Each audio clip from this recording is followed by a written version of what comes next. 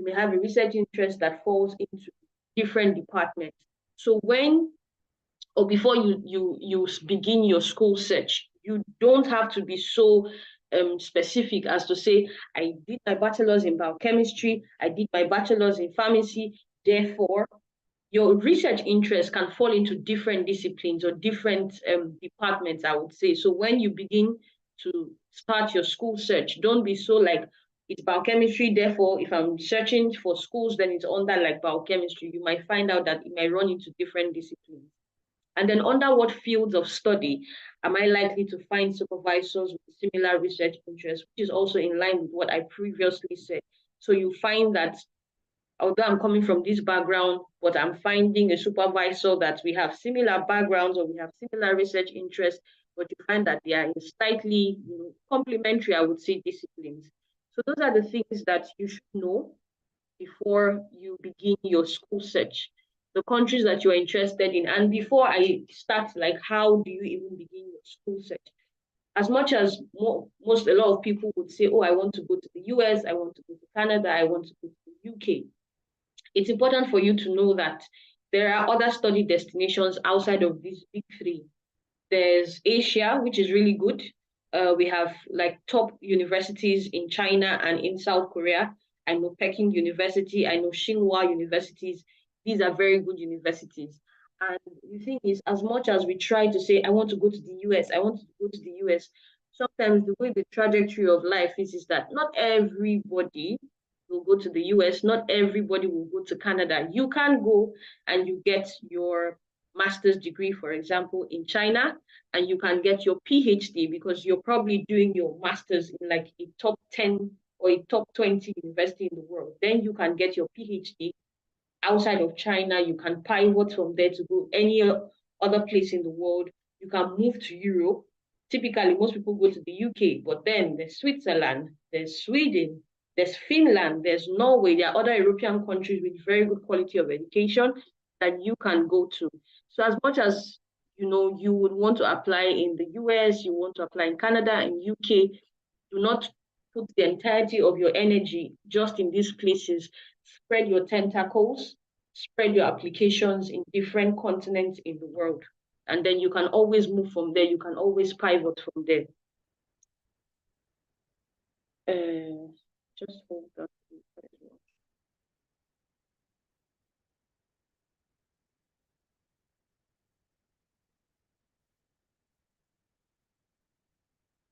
I do.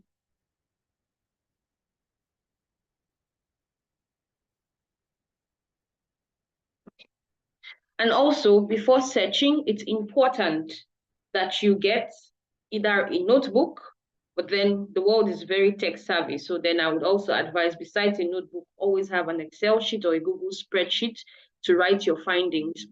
Because typically you would want to say, when you are searching for schools, I'm searching for schools in this continent. So assuming I'm searching for schools in North America. In North America, then I'm looking at Canadian universities. If you're looking at Canadian universities, when I go to this university, so on your spreadsheet, you have the continent or the country, the universities, the name of the supervisors that you have similar research interest, and most likely a link to the university website that you can put on the spreadsheet. Because it would be kind of redundant for you to search and not write. And then when you then need to apply, then you go back and start searching all over. So it's very important that you document a lot. There has to be a lot of documentation. And some of the most important information for you to look out for during your search is admission requirements. So yes, I want to go for a master's. Yes, I want to go for a PhD. But when you go to the university's website, and then we will have a short session. So we'll just go to one university's website and then we'll look at it. Every program has an admission requirement. For some programs, they would say, oh, we need GRE. Some will say we don't need GRE. Some will say, oh, we need either TOEFL or IELTS. Some will say we don't need. Some will say you must have a minimum CGPA of this. So every program has their admission requirements. So when you go to a school, as much as you say, I'm going for a master's in this, when you go to a school, it's important that these are the things that you should watch out for when you are doing your school search. You should look for the admission requirements. to see if I am a good fit for this program. Also, you need to check out the funding policy and package. I would assume that for most people that are in this session, the purpose for which you're doing this is because you want a scholarship to be able to study. And so if the program does not have funding for you, then you just know that, okay, I strike this off my list. This university is not on my list. I go to the website, I check, and there is what's the funding package for? Is there a granted funding package? What's the package like? So I know that if there's no funding in this department, then this program is not for me. And then also for some universities, especially Canadian universities, they may not, some Canadian universities and some US universities as well, it might not be explicitly stated about the funding package, but then you know that if you are able to secure a supervisor, because this is how it works, you have a supervisor, the supervisor has a grant, and the supervisor recruits students, which could be you, either master's students or doctoral students, recruits students, and then pays the students. So then some programs require that you should secure a supervisor. And for programs that require you to secure a supervisor, it's usually written on the website. And you know that if you have to secure a supervisor, that means you have to cold email, you have to send a supervisor email before you send in your application. These are the things you need to check on the website. So for this program, assuming I'm going for a master's in biomedicine, in this university, do I need a supervisor on your spreadsheet? Yes.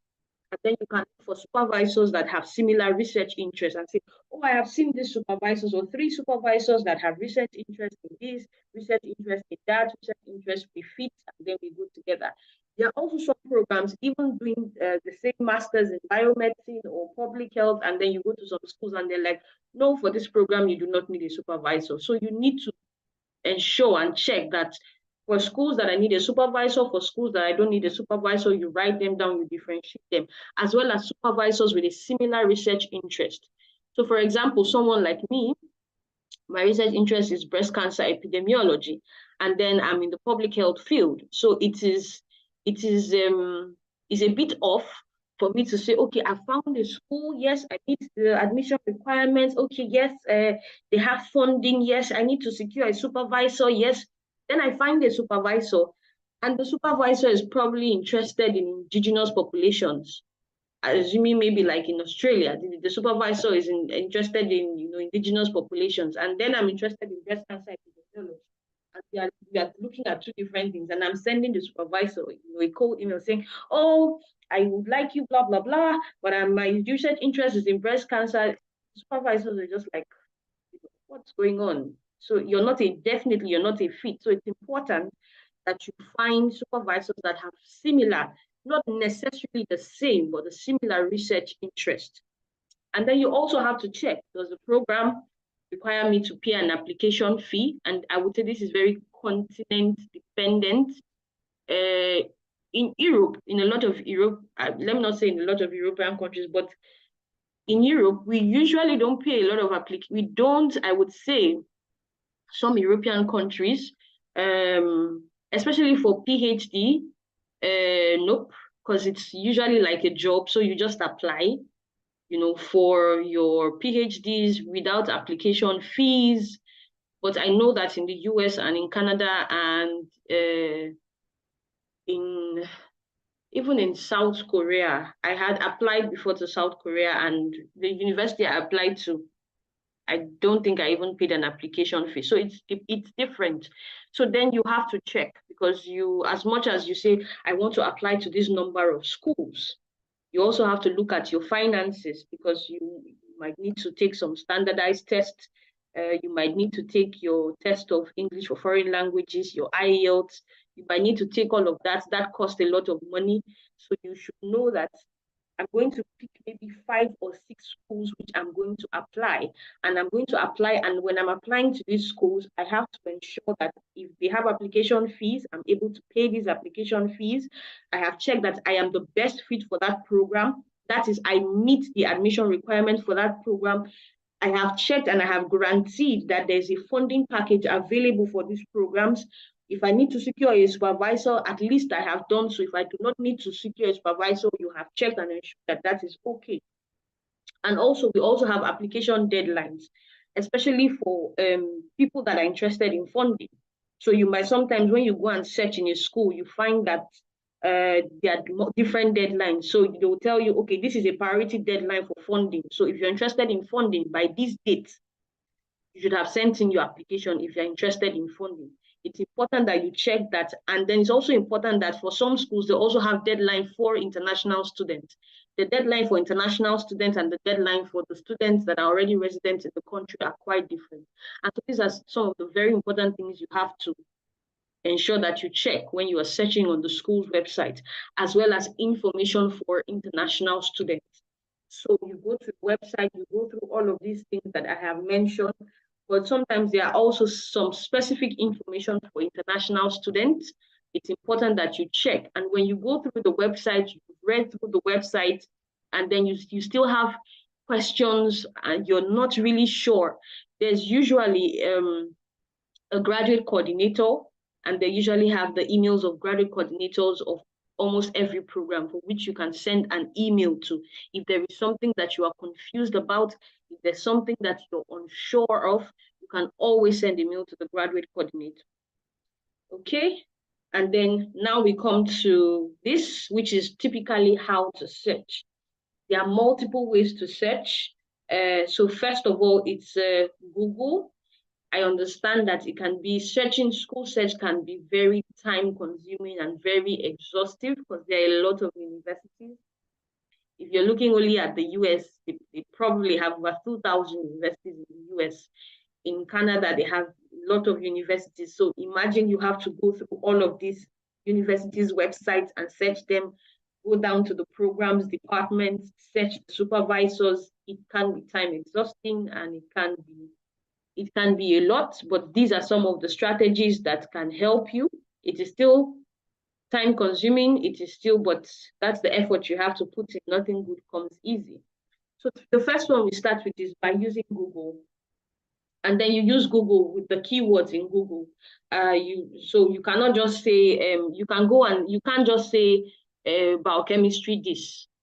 Sometimes you have to boil down to your research interest. So if you say public health MSc in the US, you would see that a number of universities will come out for public health. You put public health MSc in the US, or you can say environmental science MSc in the US. And then if I want to go down to my research interest, I can say, oh, breast cancer epidemiology PhD in Canadian universities. I can even be more specific. I can say, oh, health inequalities or racial inequalities in just it depends on how you are able to frame or phrase your question and put it on Google. So Google is a very, very, very good resource for you to use. Another resource I'm going to talk about here, and I think if I have the time, I'll be able to show you, is actually ChatGPT, especially for external scholarships. Because these external scholarships, they are literally in every continent, even in Africa.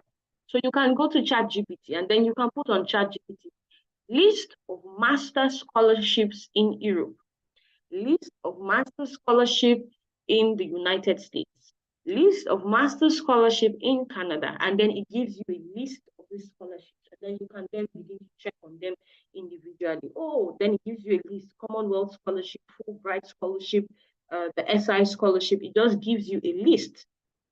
So I would say ChatGPT is also a very useful tool for checking school search and scholarship search, especially for external based scholarships, which are the ones that are not limited to like universities. Typically, they are offered by either bodies or they are offered by the government. So it's a very good, useful resource for that. Google is another one. And then these websites, 4ICU is an amazing website. It has almost all the universities in the world on that website, every continent, every country, because it's exhausting for you to start going to say universities in South Korea. So, but this website, it has all the continents. So you just go, assuming I just go to Africa, or I go to Europe, or I go to North America, and then I just say, okay, where am I going to? I'm going to Canada. And then you go to Canada, and then it gives you a list of the universities by their countries, by the regions or the counties or the province. Then you can select a university and then it takes you straight to the university. There's a link on this 4ICU and then it takes you to the university's website. and then you can search and take out the information that you want. So that's like literally one of the best tools, I would say, when it comes to searching for schools and scholarships. And then another one that I also use is searching on databases, on scholarly databases. So scholarly databases are like databases that have like scholarly articles, reviews, publications. They're on these databases. The two top most popular ones are uh, Google Scholar and then Scopus. So typically, what I do is, assuming I want to go for a PhD. I want to go for a PhD and I'm looking at still in breast cancer, maybe racial disparities in breast cancer mortality. Then I go there and I type it in, and then I will see articles, and then you can filter. Like the left hand of these databases, you can actually filter, because if it's an article, then I can filter, okay, maybe from 2022 or from 2023. Then I see recent articles. When I see those recent articles, I go and I look at the authors of these articles. So especially when I see a 2023 article, there's a very high chance that that supervisor or those authors still have grants for those projects. So then I check the authors, and I check the university. So I kind of trace back. I check the author, and then from the articles that I have seen in that research area or that research interest I am interested in, I check the names of the authors, and then I say, okay, this author find which university, and I say, okay, maybe it's University of Calgary or University of Alberta. And then I look at the name, and then I trace the university, and then I'm able to go to the school's website, and then I find them, and then I send them a cold email. So I think it's also a very useful resource, because I get to see like exactly those, I would say the supervisors that I think the very high probability they still have their research grant. So typically I would search for whatever my research interest is, I put it in there, then I begin to see articles. I just limit it to 2023, so from last year. And then I just backtrace it. Author, university, and then I send you a cold email. So I would say that's also another useful resource. So you can use these databases. You can also use Google. It depends on how you coin your question. So don't just put, if you put something random, it will give you something random. So you have to be specific with your questions, and then you can limit it in the United States, in Australia. But the thing is, when you're doing your school search, I would advise you do not do it in a haphazard manner, because then it gets very tiring. So you might say, I want to take it continent by continent, or I want to take it country by country. So I can say, okay, today I'm going to SK, I'm going to South Korea. And then you can, this week, I'm looking at South Korea, and then you can go through South Korean universities, go to all of the websites, check the research interest, put them in your notebook, either in your notebook.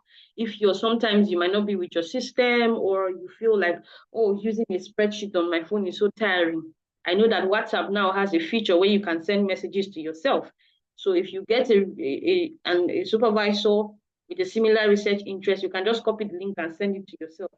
Just copy the link and just be sending it to yourself. And then when because sometimes I sometimes do that when I'm just on my phone and I'm just tired, and so I'm sending it to myself, and then the next day when I feel much stronger, then I can put it in the spreadsheet and make it look nice. So that's also something that you can do.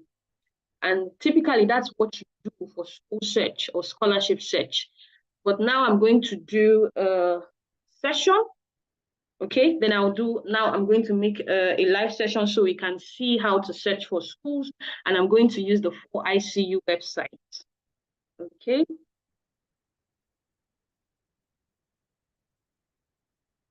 So this is the website, this website.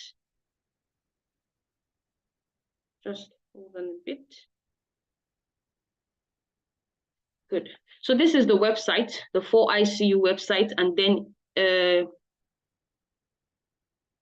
I just want to know, please, I just want to We can't see it now, so I think you might need to stop sharing your current screen okay, so that yeah. okay.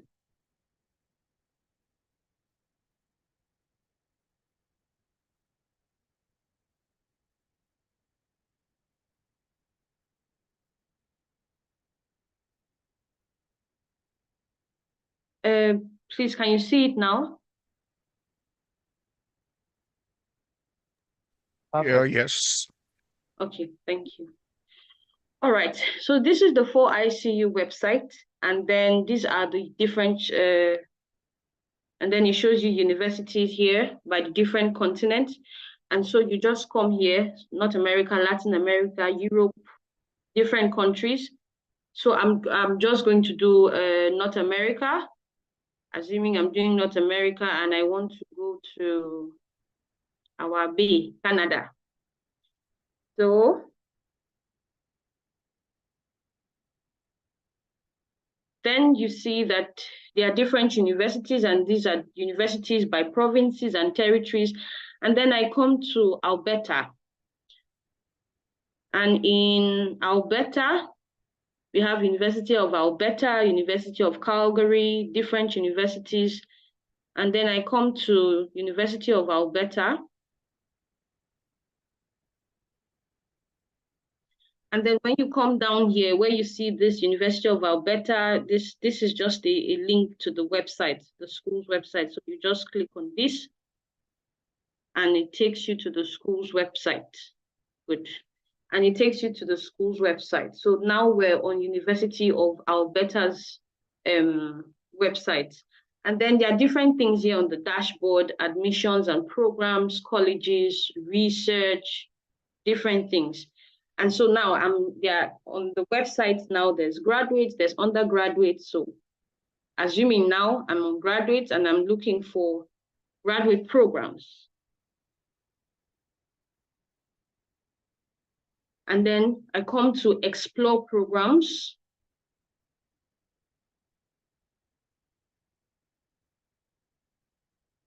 And then we have different programs here. And I will just search using my own field, but there are different faculties here. If my screen is bold enough for you to see, there are different faculties.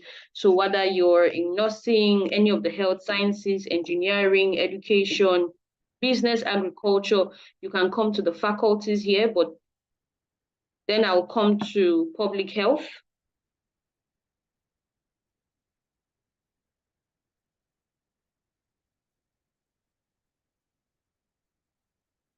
And then master's thesis based, like I said, there are different kinds of programs. You have course-based programs, you have thesis-based programs. Thesis-based programs are programs that have a research component to them. So those are the programs that would most likely have funding. So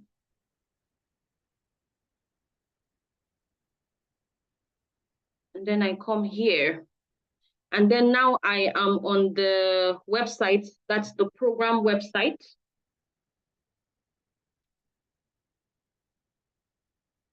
So this is the School of Public Health, the program. And then you can see there are different information here. You can explore their different programs in the public health website. Even under public health, we have different epidemiology and biostatistics, community health. There are different things. I'm just trying to kind of roughly give you guys an overview of what School Search is about. So just hold on, please.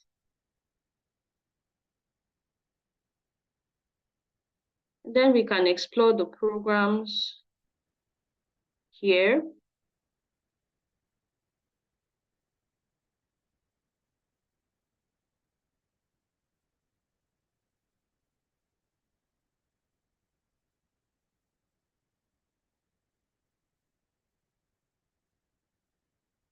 Assuming I now want to come for a PhD program. Okay, so we have PhD, epidemiology, different kinds of, and the same thing I'm doing here is typically the same thing you do for just about any program on just about any website. You go to the website, you go to the department website. So if it's an MSc, if it's a PhD, you just boil down, you just keep searching. And then assuming now I say, okay, fine, I'm going for a PhD in epidemiology. You have a PhD in epidemiology.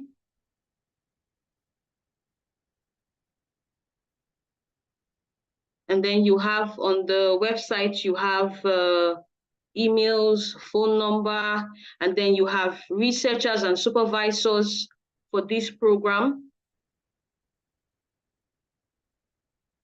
Then you come here to like meet our faculty. Typically, some people call them, or some programs call them faculty, some programs call them different things. And then here on this school's website, they're arranged according to research areas.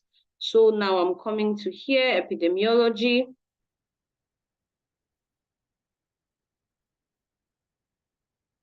And then I begin to see like different researchers.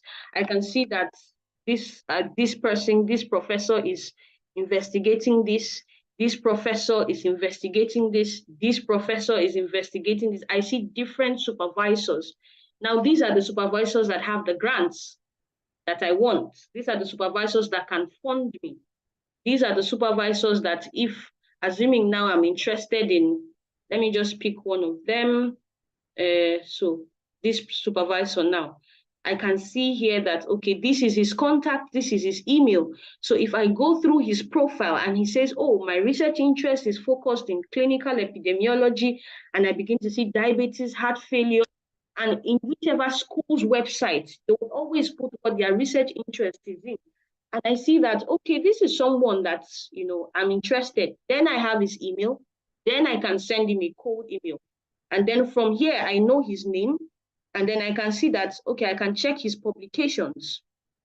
And then you can read up on some of his publications and know if, okay, he's had recent publications, or you can check on Google Scholar, you can check wherever, and then you have a good idea of his research interest, and then you can send him a cold email.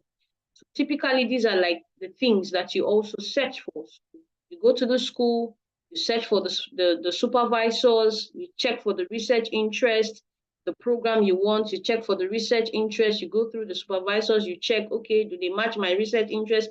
If they match my research interest, I put it on my spreadsheet. I know that, okay, for University of Alberta, that's it, I'm going for this. They match my research interest. And then I also come here and I see, just hold on. I come to admissions.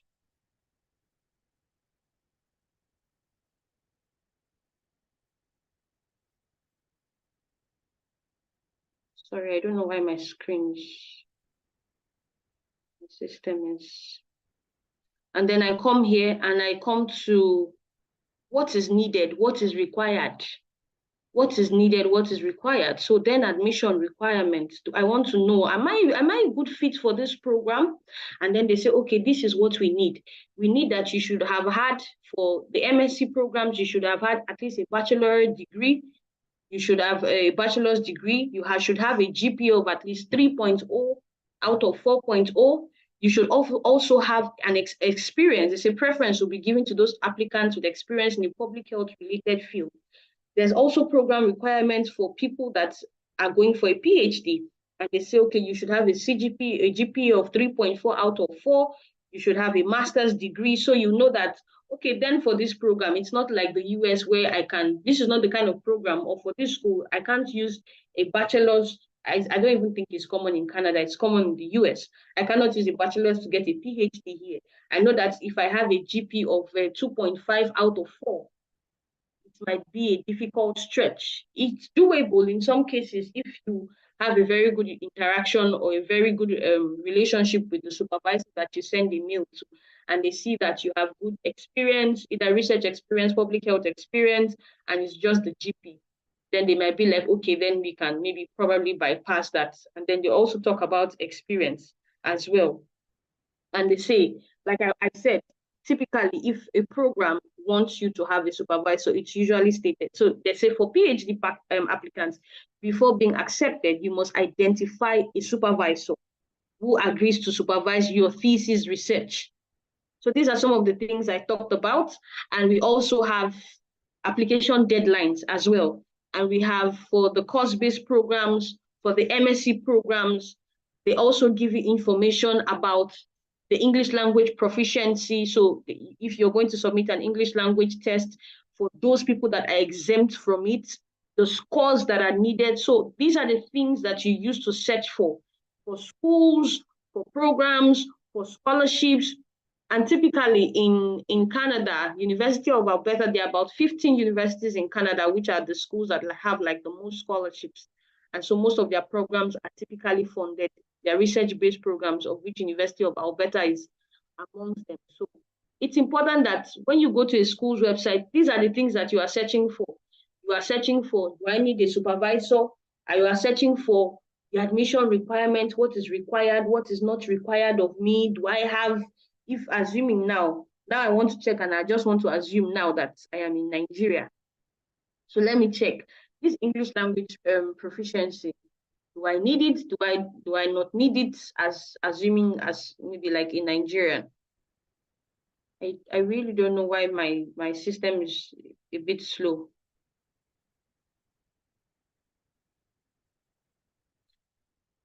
So I can check, you can check if maybe your country or your university is on the exemption list. Nigeria is actually for this university now. So countries in which English is the official language of instruction. So then I know that, okay, for University of Alberta and for the program, master's or a PhD in public health, I don't need to submit IELTS, I don't need to submit TOEFL, because these are the countries they have recognized that are exempt. So this is just basically how you do your school search, and this is for Canada. When you come to, I think typically this same method is what is applied in the US and in Korea as well. However, when you come to Europe, for example, when you come to Sweden, for example, the universities are not really, you don't really need to secure a supervisor and all of that. So it's important also, something I haven't even mentioned is that when you begin your school search or before you begin your school search, it's important that you also think, as much as you can pivot from whichever country, as much as I can say, I want to go to the US, but I'm not able to go to the US now. Maybe I go to China, and then from China, I can move from there. But for some people that assuming they want to go for a PhD, or they say, I'm not really looking to pivot, it's important that you know that if you're going to a certain country, you should also think about it critically. And when you're thinking about critically, you're thinking about it long term, you're thinking about, do I want to reside in this country? If you're not in Canada, if you're not in Australia, if you're not in the US, if you're not in the UK, you know that if you're going to Europe, for example, everywhere in Europe, every European country, as much as 99% of them, I would say for most European countries, can't speak English, you do know that integration into the society is dependent on the language. So if you're in Sweden, it's Swedish. If you're in Germany, it's German. Whatever language is predominant in those countries are what are needed for integration into those societies. So when you're going for either whether you're applying for external scholarships or you're looking for scholarships at the level of the university, it's important that these are things that you also take into mind, especially if you're thinking long term. As well as, I think, China and SK, yes, your program may be English-based. Yes, people may be able to understand you. But if you're also thinking long-term, it's also important that you know that, assuming I want to settle, I want to go to a country in Europe, and I say, okay, I don't think North America is for me. I think I'll just go to Europe.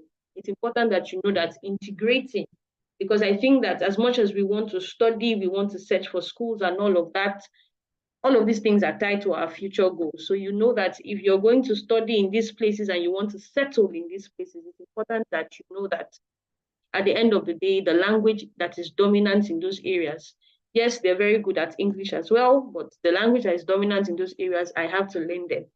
So if you're Norwegian or Finnish or Swedish or German, you have to learn them. So I just thought to put that out there as well. So that was just an example of using this 4ICU website of how to do a school search. I know it was very rushed, but I just had to show you that. So basically everything that you are looking for is on the school's website. You can come to the 4ICU, go to the country, go to either the counties or the provinces, however they are arranged, you pick up and then you check, and then you begin to check. They have scholarships, and then it's usually on the website. Do you have scholarships? Do you have this? Do Do you need a supervisor? Do I need in IELTS? Do I need TOEFL? For this program now, it's not stated that they need GRE. So clearly you know that, okay, for this program, then I don't need GRE. But at least for English requirements is stated, and then you know if you are exempt or not. So basically, that's how to search for, and you know that more often than not, although it's in Canadian universities, I know if you go to the University of Manitoba, Queen's University as well, you even see where they state the awards, like, oh, every year you get a minimum of $22,000 plus dollars, 22,000 plus Canadian dollars. And for schools, especially where they require you to, that you need a supervisor, that's typically an indirect way of saying that this program is funded. So that's usually much ado about school search. So we'll just go back to the website. So that was for Canada.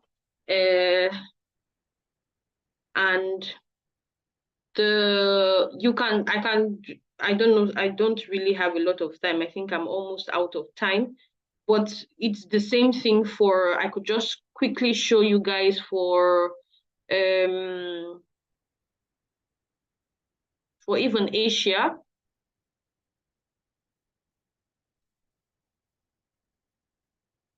For even Asia, you can see like different countries, Korea, and then you see like different universities. Assuming we go to Busan, but for then when you go to Korea, and even for a lot of European schools as well, you just need Google Translate to just quickly translate the pages into English, because a lot of them are in their languages. So assuming I want to go to Busan National University, then I just go down, and you just remember it's just here, just this little thing here. You click on it, it takes you to the university's website, and then you're just able to search for the programs that you want. Good. And then you're already here, you see university, graduate school, admission, employment, just different things. And then you can begin to search under university, graduate school. I'm already seeing College of Humanities, College of Pharmacy, Natural Sciences. So you just click on whichever one you want, the College of Pharmacy, wherever it takes you, you just search the different you just go there, you search, you see the different supervisors, the research interest, just whatever information you're looking for. You can go to the home page, and then you see the emails of the supervisor. You also see, you just don't have a lot of time, the graduate coordinators, which are important. You see all of these things, you search, and then you send an email. And then for the external scholarships, you can just use ChatGPT to know like the list of these scholarships assuming in Europe, and then you see Commonwealth, and then you go and check on Commonwealth websites, and then Commonwealth, you just check what the scholarship is about. Just, you can use different resources. There's Google, there's Twitter. Twitter is also another very useful, instead of being on Twitter and just dragging people every day, you can just use it as a tool that's to your advantage. So you just use Twitter. There are a lot of scholarship enthusiasts on Twitter. They're always posting, oh, there's this opening in my university, in that university, this university. You can always search on YouTube. There are a lot of resources as well, that people that have videos. We also have a YouTube page, Scholars Connect on YouTube, different videos, instead of being on TikTok and Instagram and fighting up and down. You just go to the YouTube pages, and then you just watch these videos and just enhance this skill. It's not going to be easy at first. And there are a lot of people that don't even know, yes, I know I graduated from pharmacy, or I graduated from biochemistry, but do I really have a research interest? People don't really sometimes know. But then you start. Just something that you might have, vague interest in, or you just start, and then you get better at it, and you just keep getting better at it. So I think I'm just going to stop this practical, because I have 5 minutes, so I just conclude the slide. I had one slide to go, which was the conclusion.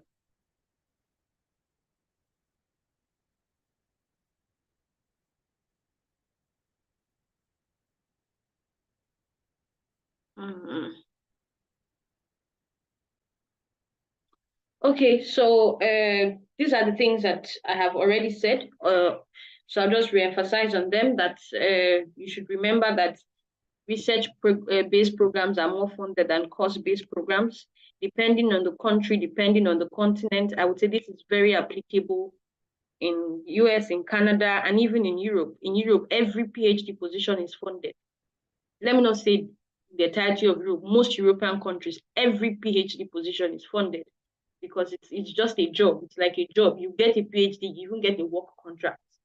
So you don't hear people doing PhD with their money. It's always funded. In the US, it's not true for everyone, but there are some people that have said that it's easier for you to get a PhD than a master's because a PhD, because of the length of time, there's that guarantee that you'll be there for the entire duration of the project as opposed to just 2 years doing your master's. And it is country and continent specific. PhD programs typically have more funding than master's programs. It applies in the US.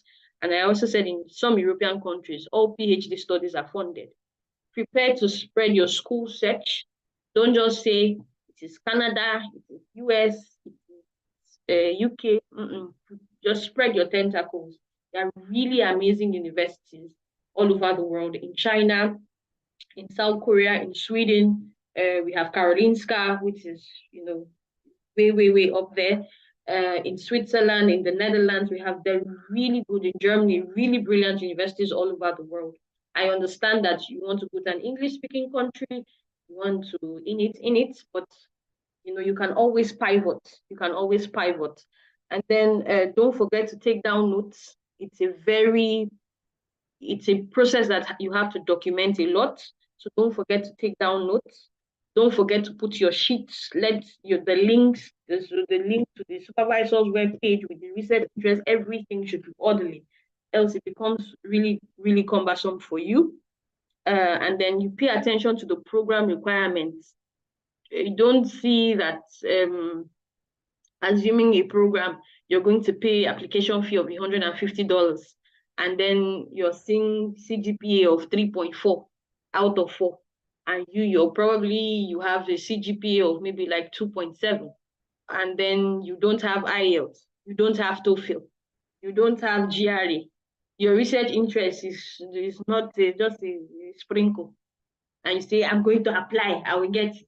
Well, you can always put your best foot forward. You should ensure that you're actually the best fit for those programs.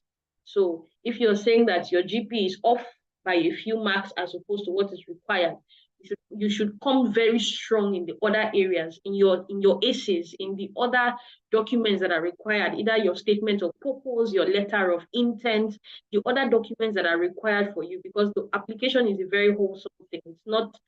It's not that you're judged only on the basis of your CGPAs, but if you're off by a few points, you should ensure that the other areas that are required, either your application documents, your CV, your standardized tests, you're coming very strong in those areas. Because $150 is a lot of money for you to pay for a program that you are not sure of and you're not a good fit for. And then pay attention to the program requirements and the funding policy. There's no money in this school, just say, it was good while it lasted, you move on to the next school and you don't waste your time there. Except, of course, you want to self-fund yourself, but if there's no funding, then you can absolutely move on to the next school and just leave that. And then what if you're unclear about any information, and even if you even search on the webpage and it's not clearly stated, is it funded or is it not funded, you can always send email to the graduate coordinator. So always send email, build that communication with the graduate coordinator for information that's not clearly stated. Whatever it is that you are confused about, the graduate coordinators are typically in the best place to put you through.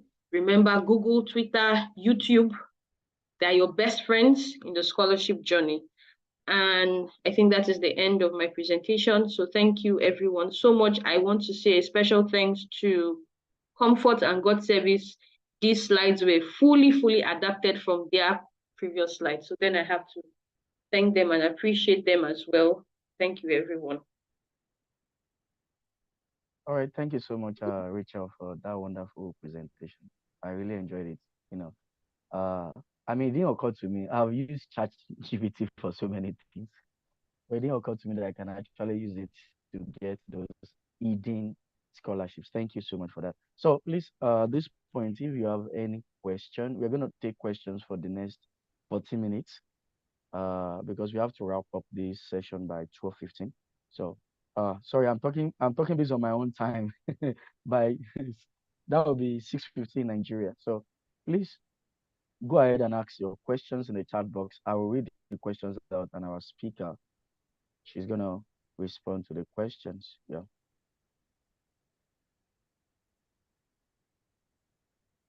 So I think there's a question here. So Mayowa Ogunion asks, please, is there a way we can get sample code? I know what he's trying to say. Sample code email to potential supervisor to whether there's funding before applying. Okay. Yeah. I think when we want to talk about code emailing and CV, we're going to address that. So only ask questions related to maybe our research interest or something related to what she presented on. Yeah. John Agu Maguax said, please, can one get abroad with the GP of 2.08? So, Rachel, do you want to answer that? Sorry, please, can you take the question again? Okay. All right, sorry, one more. Just give me one second. So, please, can one get admission to study masters abroad with a CGP of 2.08?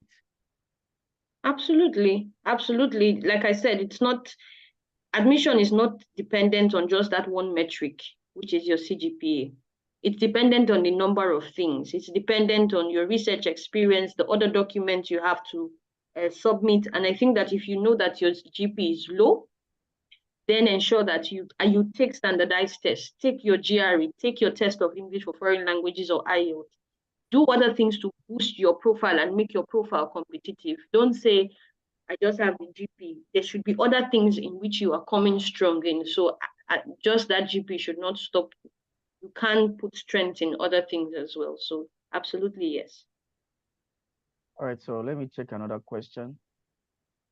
Someone asked something about, you mentioned something about code email. How do one go about this? We're going to answer that in the next session. That's the next session. So anything about code emailing, CV, essays, please leave that until the next session, please. Just ask any question related to school or scholarship search, or if you're interested in knowing about research. Those are the questions I'm expecting, please. So I think Olaoya Mumi you asked, say, please, what was the link again earlier used that had the list of the schools? So I would like Richard to just mention it again so that people can hear the link that showed all the schools. ICU, 4icu.org. Four as in the number 4, and then I for international, C for carrot, U for umbrella. So it's 4 I can just, since I'm still sharing, I can just go there. Yes. This 4icu.org. This. So that's just the website, www.4icu.org. And then you have just any continent, any country, you just go there. So you can, that's it.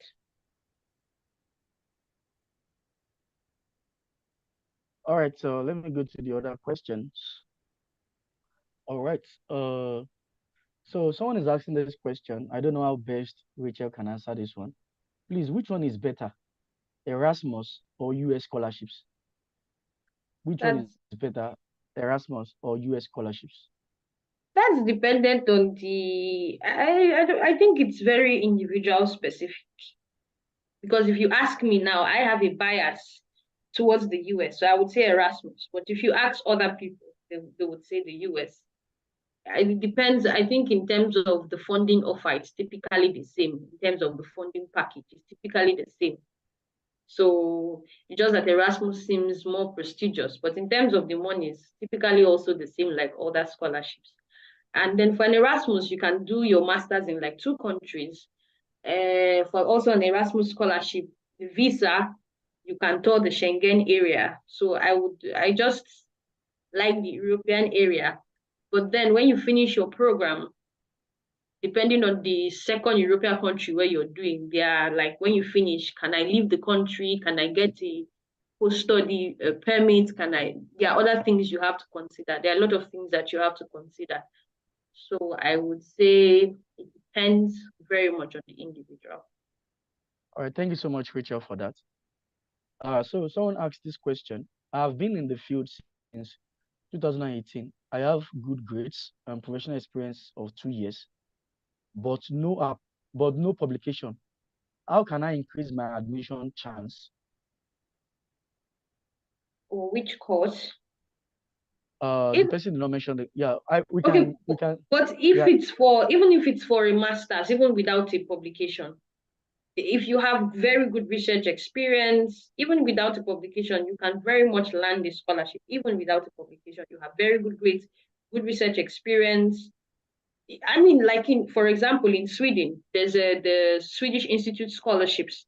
They're not even interested in your grades and all that. They're interested in leadership experiences, volunteering experiences, working experiences. Nobody even has time to look at whether you published or not. So you see people that have been working for a number of years, they're getting the scholarships.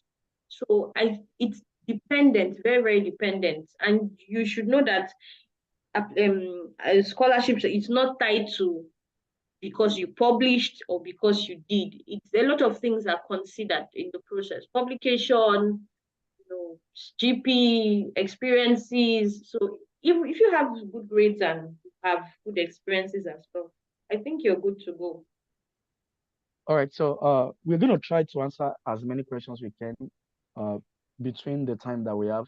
But if we cannot do that, the speaker is gonna respond to each questions, and you can get your responses from there. All right. So, but we're gonna try. Let me go to the next one. I'm interested in forensic biochemistry, Mm. but I have no experience in it. Even during my project, I did something not related to it. Can I still get admission to MSc or PhD? Yes, you can. Yes, you can. Which countries are you interested in? Yes, you can. Absolutely, you can. You All right. absolutely can. All right. So let me go to the next one. Uh, please, I've done my MSc already, but thinking of taking it again before my PhD. Hope that will not be a problem to get an admission. My research interest is in oncology. So someone has taken MSc before, but the person is thinking of taking it again before PhD. Hope that will not be a barrier. Yeah. I mean, it depends on the country. Mm.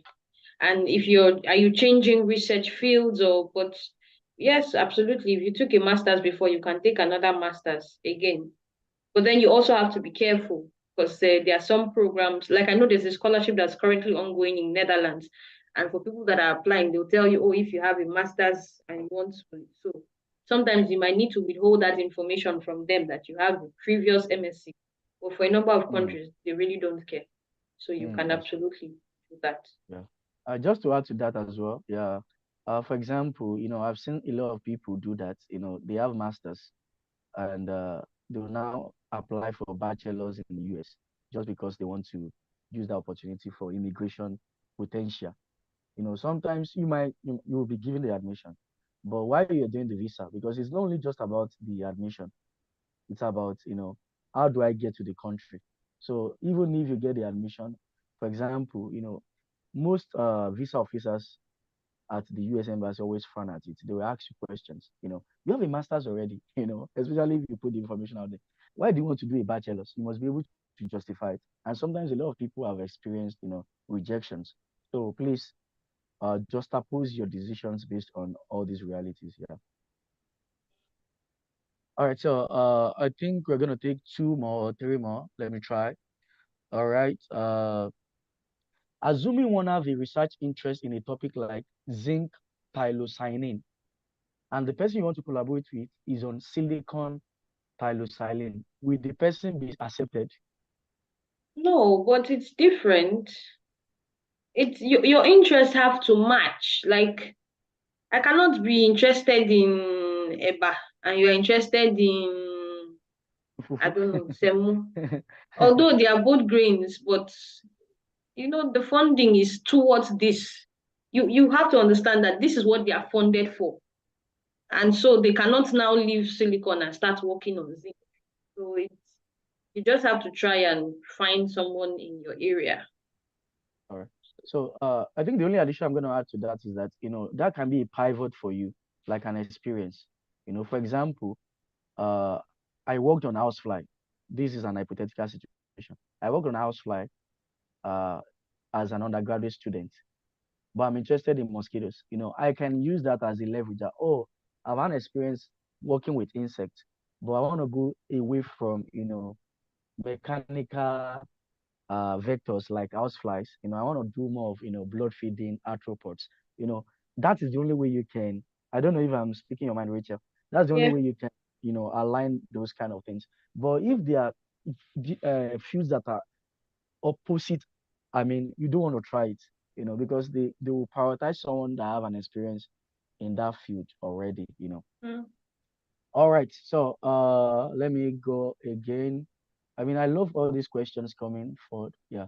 How can I know a fully funded scholarship? How can I know if a fully funded scholarship cover travel costs? Well, I have to tell you, for university-based scholarships, 90% of them do not cover travel costs. The scholarships that cover travel costs are typically external scholarships. So like SI scholarships, Commonwealth, and those are the ones that cover travel costs. When it comes to university and at the level of the department, they just handle the expenses when you're there. So how you will move, teleport, Japa, magnets, however way you will take yourself from your country to that side is fully your business. So I Yeah, have to that's tell true. you that. Yeah, that's the reality, especially for most US admissions. So you have to think about it. We've experienced a lot of people come on Twitter, raise Yes. fund, Yeah. raise fund. So think about it. I was fortunate in my own time. I paid for mine. I got here, and my advisor, did kind of like a reimbursement for me. So sometimes some things Nice. like that work. But when you're looking at external scholarships like Chevney, they will tell you upfront they're gonna pay. Commonwealth is gonna pay. Erasmus Money is gonna pay. Japanese Mex is gonna pay upfront. So always watch out for those. So this is gonna be the last question. So please, Rachel, if it is possible for you, go ahead, go through the chat box and Mm, start responding to some of the questions that we'll not okay. be able to cover. So I'm going to take this last one. One second, one second. Okay. Okay, someone said you should share your LinkedIn profile. You can do that. All right, so this is the last one I would like us to take. Can you recommend any course or skills one can acquire to boost one's chance for admission to a PhD program? So I think you should just round up on that one. Yeah. It depends on the program, but research, analytical skills are just analytical skills. You have to know. I mean, even public health now, there's a lot of analytical skills. You have to know how to use R, SPSS. You have to do that. Then, if your head can carry machine learning, well, go for it. So, I think research experience in whatever field that you're interested in, and then I think there's almost no field now that you do not analyze data. So analytical skills as well. Application for PhD, try as difficult as it may seem, try and at least have research article, at least something for publication or a research article to the best of your ability. So that's what I would say. All right. Thank you so much, Rachel. I would like us to, give a round of applause to our speaker. She really tried. Thank you so much for helping out. So for other questions that have not been addressed, please be patient with us. We will try and go through the chat box and respond to the next to all those questions. So right now I'm gonna turn the mic over to our next speaker. But before then, I would like to just do a short introduction. So Christian Abosede, also known as Arakunrin Dari, a distinguished academic and researcher in the field of epigenetics and stem cell biology. He holds a first-class degree in physiology from the Federal University of Technology, Akure, and is currently pursuing his PhD at the esteemed University of North Dakota, USA. Beyond his academic achievements, Mr. Bosede is the visionary founder of the Afterlife Initiative, a pioneering platform dedicated to facilitating a seamless transition from undergraduate to graduate school. This initiative, under his leadership, has become a beacon of support and resources for aspiring scholars navigating the complexity of advancing their education. With a passion for meaningful connections and knowledge exchange, Mr. Bosede actively engages with professionals, scholars, and enthusiasts. His commitment to creating a positive impact in academia and beyond is evident in his endeavors. Today, we have the privilege of gaining insight from Mr. Bosede as he shares strategies on crafting compelling CVs and mastering the art of effective communication with esteemed professors. Let us welcome him and embrace the wisdom he brings to our journey of academic success. Thank you. All right, so I'm going to turn over the mic to Bosede right now. So thank you so much, Christian. All right, sir. Thank you very much for that honorable welcome. I'm honored, sir. I just want to show, can everyone hear me, please? I'm trying to set up my screens here, so I just want to be sure we can hear me and we can see me. So just give me a minute. I'll try to set up my screen. Christian, are you using two screens? Yeah, that's why. So change the screen to the other one and use screen 2 for your sharing. Yeah. Oh, okay. Yeah. Because I don't know what happens most times. It just and slides share. Okay. Okay. So Might want to extend your screen. Do extend. Yeah. I should extend the screen. Yeah. Can you see my screen now? Yeah, we can see your screen now. That works. Yeah. Okay. Can you see me? Because I can see myself. I just want to be sure. You don't have to see yourself. We can see you. All right. All right. That's fine. Okay. All right. Thank you very much, Dr. Ajayi, for that introduction. And also thank you, Rachel, for that very, very wonderful section. I think I learned a lot from some of the things you mentioned, and I'm going to be referring to them also during the course of like my presentation. All right, so I know why we are here already, and we've had the opportunity to meet with Rachel and Dr. Ajayi, and my section basically would cover the CV and also emailing of professors. I think I will apologize beforehand that not I didn't cover any essays here, and that's to be sincere, I think because of time constraint, and I think I kind of misunderstood what I was supposed to cover. So I apologize for that, but I'll deeply go into CVs and emails for professors. Sorry, I mean you're on the right track. Essays are for tomorrow, so you're Oh, on the okay. right track. Yeah, okay, Yeah. just to be sure. Uh, so also I would like to put this out there that in case you see your CV or your friend's CV, we are strictly using it for educational purposes. Don't worry, none of your personal information will be out. And also some of these materials, because I want to make it as real as possible, are very confidential. So please don't just go around plagiarizing them. Just to put that out there because it's a big offense anywhere in the world to plagiarize. So all right. Like Dr. Jai mentioned, my name is Christian Abosede. I like to be called Arakunrin Dare. And for those that want to follow me on LinkedIn or YouTube, yeah, you can just check for Dr. Arakunrin Dare on YouTube, which I also share things related to scholarships and also just like a personal graduate school vlog.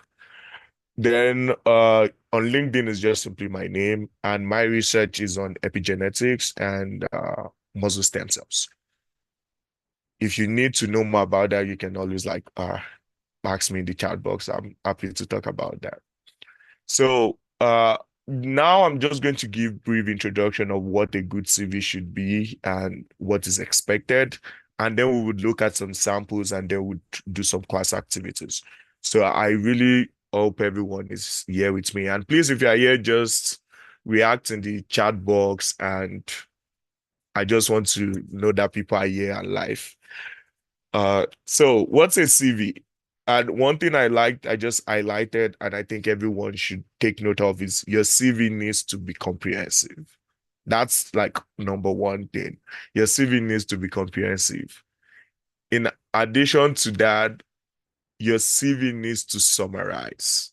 It's kind of where people have issue with writing CV. The fact that they want to be comprehensive, but at the same time they want to summarize. You have to be able to do both adequately. And it is mainly used in terms of academic and research positions. So you don't want to go for a job application and be submitting a CV. No. Actually, for job applications, you're supposed to to submit like a resume. And there's a big difference in what those two should look like. So a resume is more shorter than what you would have in a CV. And it has to be very, like, you have to tailor it towards that job application. Unlike a CV where you have everything and everything can be there, but with resumes, you need to really tailor them towards the job application. You need to be very specific, like, okay, you're applying for to become an aeronautic engineer in a particular aviation company. Your resume needs to be tailored towards that application. CVs can also be tailored, but with CVs, you don't need too much tailoring. Let me put it that way. It's more of like in CV, you need to put everything. But the tailoring you have to do when it comes to your CV, it's more about how you are going to be arranging your experiences and your achievement and qualification. That's like the tailoring you have to do. But with resume, you even need to like remove some words. Now, what's the content of a good CV? The first thing you want to put there is your personal information. Your name in full. Most times it's better to write your name the exact way it is on your passport, if you have one, or any legal document you have. That's the way your name should be written. So if you are married, make sure you're using the name on your passport. Don't use the name you were bearing before you married. Uh, Also, you want to make sure you're putting your right academic affiliation. So if you're presently doing a master's, or I mean, you need to put that there, like, okay, this is where you are presently. The second thing is objective statement, like your career goals. Now, this is very optional, and I'm not a big fan. And the reason why I'm not a big fan is because most times it's either people overstate it or they understate it. And I would show you samples when we get into the sample section. So you would see what I'm talking about. Like, people sometimes overstate what they can do in their career goals. And sometimes they just understate it, or they just say things that are not clear. And since you put it at the very beginning of your CV, you can actually throw people off from even reading the content of your CV. So that's why I personally feel sometimes people shouldn't have objective statement or career goal statement on their CVs unless you know you can do it well. The next thing is you want to make sure your academic achievement and your degrees are clearly stated. I graduated from so thing in so school this year, starting from this month and this year to this month and this year. You need to put that there. Your research experience should follow. I see people go and put their research experience at the back. It's wrong. Like, you have to put your research experience right after your education. And if you have a work experience, sometimes your work experience can serve as your research experience. And these are some of the things I also learned, like in learning how to review CVs over time. So, for example, you can have a situation where, let's say you go for an internship in a particular place. Like, I know for people that are in Nigeria, you have opportunity to go for like internship depending on some courses you do. And when you do that internship, actually that internship might look like a work where you're actually working, but it can also serve as a research experience because you actually went there to intern and learn a particular skill. So it really depends on how you're reporting it. You can actually report those things as a research experience also, depending on what you did there. Now, your skills, you need to list your technical skills at the same time list your transferable skills. It is not advisable to start your CV by listing your skills. I see people do that too. Uh, and when I tell you I see people do that, I've been opportunity to review like more than 50 CVs or close to 100. And I can tell you, yeah, people do that. Like they want to put their skills at the very beginning, and trust me, it's a throw off. Like it doesn't work. You need to kind of build up on it most times. However, I would say there are no one ways to do this thing, but this is like, I would say, optimal ways of doing it. Now, also, if you have an award or honors, you need to put that there.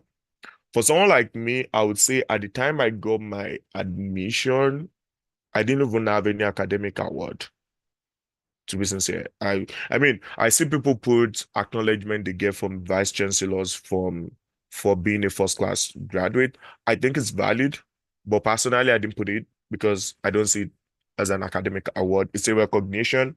I don't really see it as an academic award of like maybe being the best graduating student or being, yeah, I didn't see it that way. So I didn't even put it on my CV at that time. But if you have any, definitely you want to put it on your CV. Publications are very important, and presentations. I know in Nigeria we don't necessarily have that presentation setting, but I think it might be available in other part of Africa. But if you have the opportunity during your undergrad to present, or during your master's to present somewhere like one of the research you're doing, you need to put that in your CV with the topic of what you presented on. Don't just say you presented, like, don't just say I presented so means this. No, you need to actually say, hey, I presented here and this is the topic of my presentation. So that way you can actually show people your expertise. Like you can tell people like, oh yeah, you're knowledgeable in this thing. So that's very important. Also with publication, I would say if you're in life sciences, so if you're in like similar to a program I'm in, like biomedical sciences, make sure your reference is in AMA because people look at that. So you reference, you do it as if you're referencing yourself. You don't want to just do your referencing anyhow. No, you have to reference it like you're referencing a particular paper. Then the last thing, which I think it's important to me, is volunteering and doing community services. You need to put this there. How are you contributing to the SDGs? If you've been part of a program that helped the less privileged, that helped in climate change, that helped in maybe increasing awareness for women in STEM, these are things that are very, very important, especially if you're applying to international schools. I can't overstress this. Like, this can literally get you admission.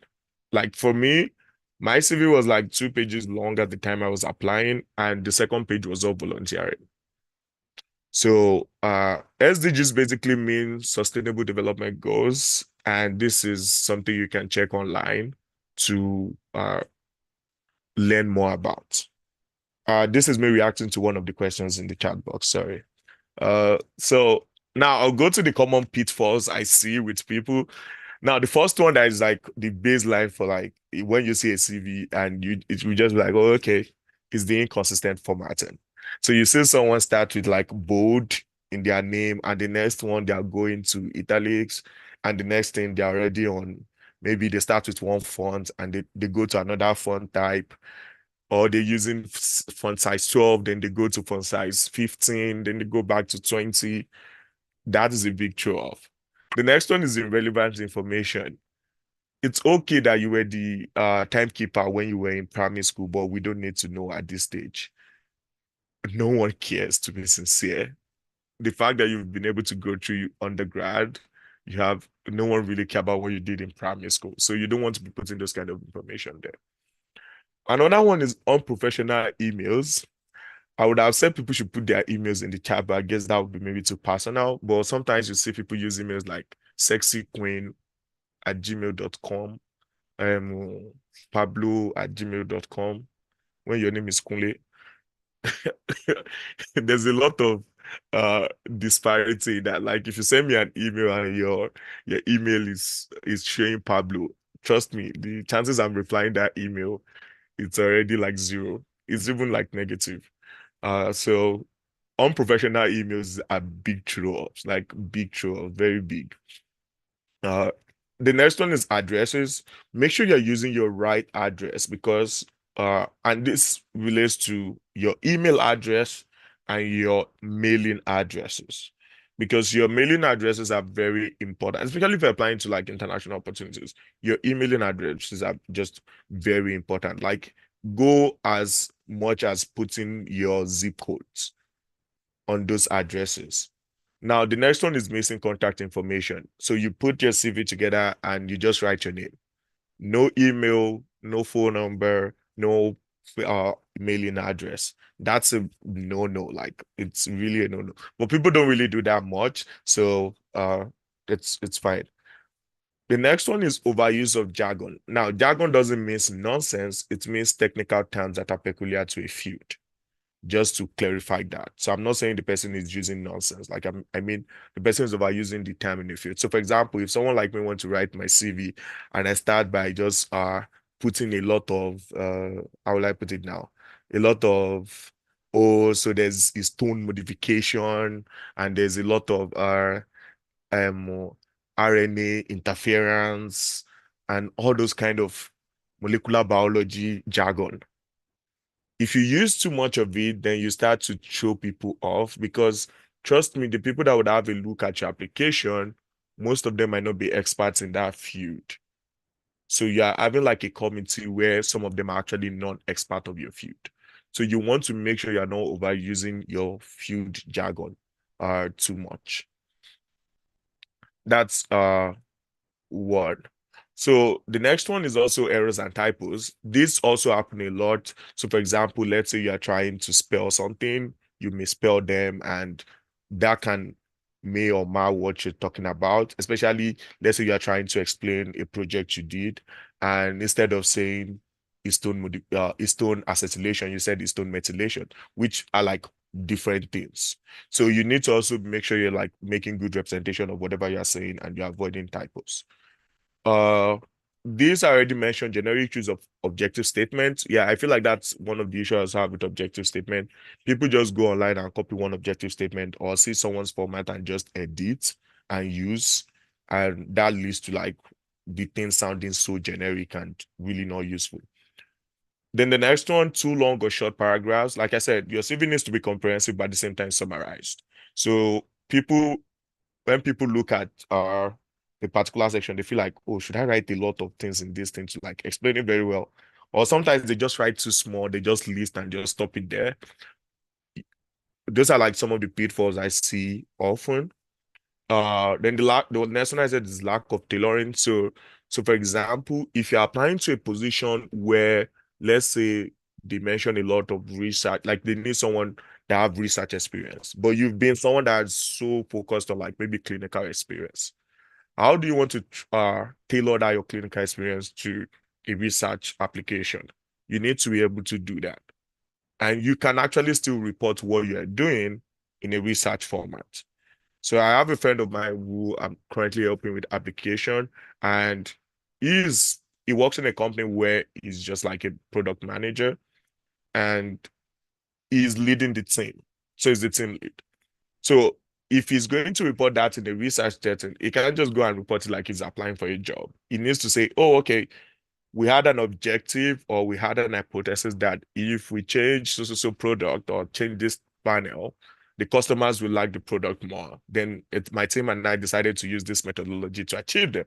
Now you're starting to speak like a researcher, not as a team lead for uh, whatever company you work for. So that's one thing. The other thing I see people do, I mean, I know there are a lot of CV resources out there, and people just plug in their details and then they get these design templates. And then you see every color up and down just now. Trust me, it's a big show off. You want to make sure your CV is as simple as possible. So the next thing I want to talk about are the research tools that are available, and most of these research tools are AI based. Rachel has spoken extensively on using ChatGPT. I'm a big fan of AI, so I use ChatGPT a lot. Some of these slides were ChatGPT generated. to make it easy for me and you to learn easily. So ChatGPT can really do everything and anything, but I would say there are pitfalls for using ChatGPT, and I'm going to show that to you guys. Which because I told most of my friends that using ChatGPT it's a very dicey thing. It can neither make you look like a fool or make you look very intelligent. So it's using AI is just a two-way thing. So then the next one is Grammarly, and I'm sure most of us should be familiar with Grammarly. Please, if you are not familiar with Grammarly, it is time to be familiar with Grammarly. Grammarly is a really, really big deal. The other one I also use is Qbot, which is to help you get the appropriate jargons for every word and synonyms and antonyms. And also it really helps with paraphrasing. So it can help you to make your short or your long sentences or paragraphs shorter. And it can actually even help make your short sentences longer, depending on how well you know how to use it. So I found one while I was preparing for this presentation called the Hemingway Editor also, and it's really similar to Grammarly in the way they do their thing, although I think it's a paid for you have to pay to use a premium access.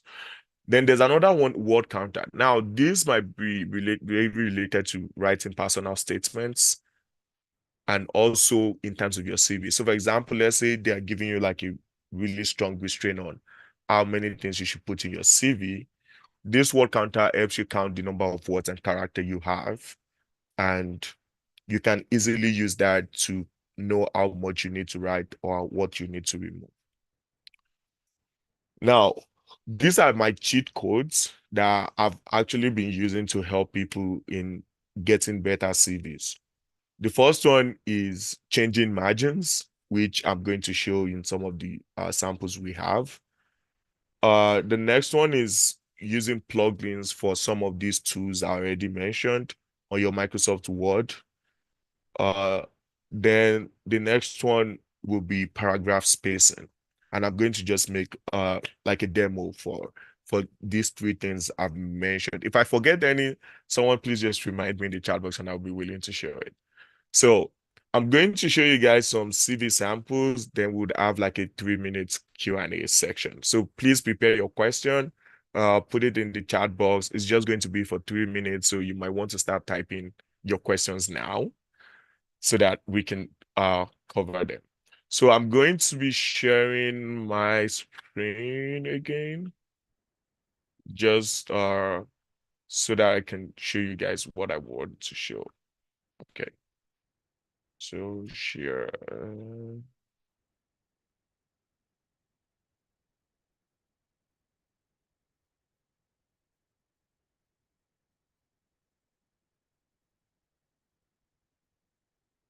All right. So for the CV, now I have some exercise CV. We'll use them. But I'll just go through these CVs one after the other. Can everyone see my screen? I'm showing a new CV now. I just want to be sure everyone can see my screen. Please let me know in the chat box if you can see my screen. I just want to be sure. Because I just changed the screen now to anyone. All right. All right. Okay. Oh, it's not clear. I'll try and zoom out a little. So I hope this is clearer. Now, look at this person's CV. I'm definitely sure this person used a tool to do this CV. But what do you guys think? Do you think you like this kind of CV? Like, looking at it is starting with the red color, then inside you have text in blue, then red, then white, then black. I mean, it's okay to be aesthetic, but this is not a graphics. You're not trying to like go for a graphics application. And the fun part about this is, to be sincere, it doesn't really matter. Like, if I've seen even people that have like really good grades. Like, for example, this person is a 2-1 student. So the person is actually a good student, but has a bad CV. So that it's one of those things I try to tell people, like, don't just you need to be careful about these things, which is some of the things I mentioned as pitfalls for CV. Now, let's look at this person profile, or what you can call like the career goals. So look at what the person said. First, extremely motivated to develop my skills and grow professionally in the field of biomedical technology. Familiarity with biomedical engineering principles and techniques, to participate as a team member in a dynamic work environment where I can fully utilize my training, creativity, problem-solving skills, interpersonal skills with accuracy and efficiency while making a contribution to the success of my employer. Now, everything, this alone is a throw up to the old graduate committee. Like, the men they see this, trust me, your CV is going right out to like wherever they put CVs, they won't check. Because you first, it sounded so generic about you being a team member, dynamic work environment. But the fact that it ended with the success of my employer, it's out. It's like it's going to be out immediately. These are some of the things I tell people, like, you need to be very careful about just using this type of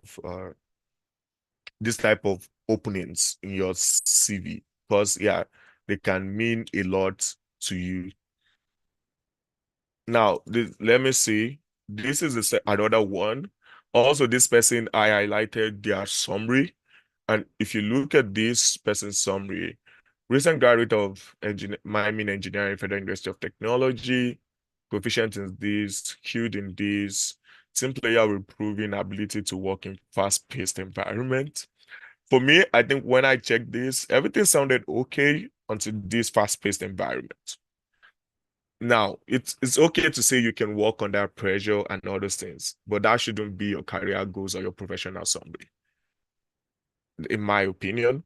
And the reason is because, well, how do you define a fast-paced environment? It's true, graduate school is fast-paced, but you can't just say you've been proven. Like, who proved it? So there are some things you want to kind of avoid when you're talking about some things. Yeah, when you, especially this. And another thing why I don't like professional summary is, now this person spend so much time talking about their professional summary, which is like almost 7 lines long. But then look at the justification. This is just a work experience that is less than your professional summary. How do you justify that? So there's no correlation between you justifying how much of a team player and proven person you are in a fast-paced environment and the work experience you are providing. Just another example to be sincere, it's a lot to go through, but I mean, I'll just go through this one and then go through one I feel is really good. Also, this person used the design, and this person started with competencies, which in my opinion are still like skills that this person mentioned, which shouldn't be here at all. However, this is a very, very short, and I think it's a really good, precise profile summary. You don't want to make your profile summary just too long for no reasons. The other thing also, look at this work experience. The person just said DNLD International LLC distributor. Okay, what did you distribute? Nothing. No one has that opinion. Now, this is also part of the part where I said unnecessary information. These informations are really not needed because they don't contribute to this person's application to grad school. Now I'm going to give a really good example of, well, Worship, I'm sorry. I know I saw you in the audience, so I'm using your CV and I'm sure you'll be happy for me to use it. I didn't know this was still going to show. Now look at this CV. No professional summaries. And talking about formatting, you can put your things anywhere you want them to be, but no professional summary, straight to education. Now, this is really straightforward for me. Like, that's what I want to see. You're going straight to your education. After your education, you're going straight to your research and laboratory experience. You need to remember that you're applying for a graduate school program. So no one wants to hear like too much on what you have or what you're going to do. So go straight to your research and laboratory experience and programs, or skills you have. Then you go to your work experience. There's a really big difference between your research experience and work experience if you have both. And there's a way you should write them separately, because that way you can make good use of your space, and also at the same time make good use of your skills. You can tell them you have multiple skills in different things. So the other thing is your publication. Like you say, you have to reference it like you would reference another paper. Then certification, where you have all the years you got the certification, who offered it, and what certification it was. Then your skills. It's really that simple. Like if you could put this in, it's just that simple. And you want to tell them the exact thing you did during those processes and what you can use. So this is what I have. So I'm just going to go back to the presentation and then the Q&A. So for Q&A, I know people are already putting their question in the chat box. So Adini Sama said, pertaining to the overuse of jargon, does it mean we should use simple grammar during composition? Yes, absolutely. Now, that doesn't mean you should water it down and use, will I say, high school languages. But simplicity is the best way to go. Like, make sure you are very, very simple. Oh yeah, you can always include award of scholarship into your CV. So for example, you can always do that if you have. What of those of us without volunteering experience? Oh, the last CV I showed, that person doesn't have any volunteering experience in it at all. That person doesn't even have any volunteering experience in it. So it doesn't matter if you don't have a volunteering experience. The other experiences you have, just make sure you're presenting them in the best way possible. Can you give more details on the CV tools, and now we can make a copy of our CV here? Oh yeah, definitely. We are going to have a class activity on CV, and now which structure is the best, because they are all different. No structure is the best, but there are structures that give you the best results, if that makes sense. And so it means you can have like different things, you can put them together, but they should be an order. Your CV should be like a story. Is please, the second class offer we added to. Now your second class, your what's that called now? What you graduate with, either first class, second class, or whatever class, should be added directly to your education, where you mention, oh, I mean, bachelor's of physiology, then your either first class or whatever, then you then put the school that you graduate from. Talking about page limits, good evening from Cameroon. Good morning. It's actually still morning for me here. So talking about number of pages, unless you have really relevant stuff and you're good at what you're applying for, I would say 3 pages is the max I advise people to do. And trust me, within 3 pages, you can present yourself to someone and they'll be convinced. If you can't do it in 3 pages, you probably won't be able to do it in 5. That's just the key. Like, if you can't do it in 3 pages, you probably won't be able to do it in 5. Can high school awards suffice? I'd say unless it's an award that's like nationally recognized. If it's within your school where they named you the best head boy, I'll say you should keep it out of your CV. Now your referencing should be out of your CV. To be sincere, don't mention your reference details and everything in your CV. It's a really wrong idea, because you're releasing their personal information to everyone you probably share that CV with. And secondly, it's of no use because you still probably feel it during the application. Any need to include diverse work experience. So that's the part I was talking about, tailoring your CV. If that diverse work experience does not in any way contribute to that CV application where you're going to submit that CV to, then don't put it, because it's just going to take up more space in whatever you're doing. So you can keep your question coming. We attend to them, and I'm kind of bent on time, so I don't want Dr. Jai to send me out of here. Now, going to code emails, I know some people have asked about code emails, and I'm just going to like let you guys. So one thing you should know about code emails is code email is unsolicited. What that means is the person doesn't really care, like the person doesn't know you. So the person is not the one asking you to send me an email. So if I say, oh, you want me to review your CV, send me an email. I'm expecting it. But if you send me your email out of the blue and say, hey, I want you to review my CV, I'm not obliged to respond to you. So that's the first opinion I like people to have about code emailing. And the purpose of this code email is just basically to network, to establish connection with people.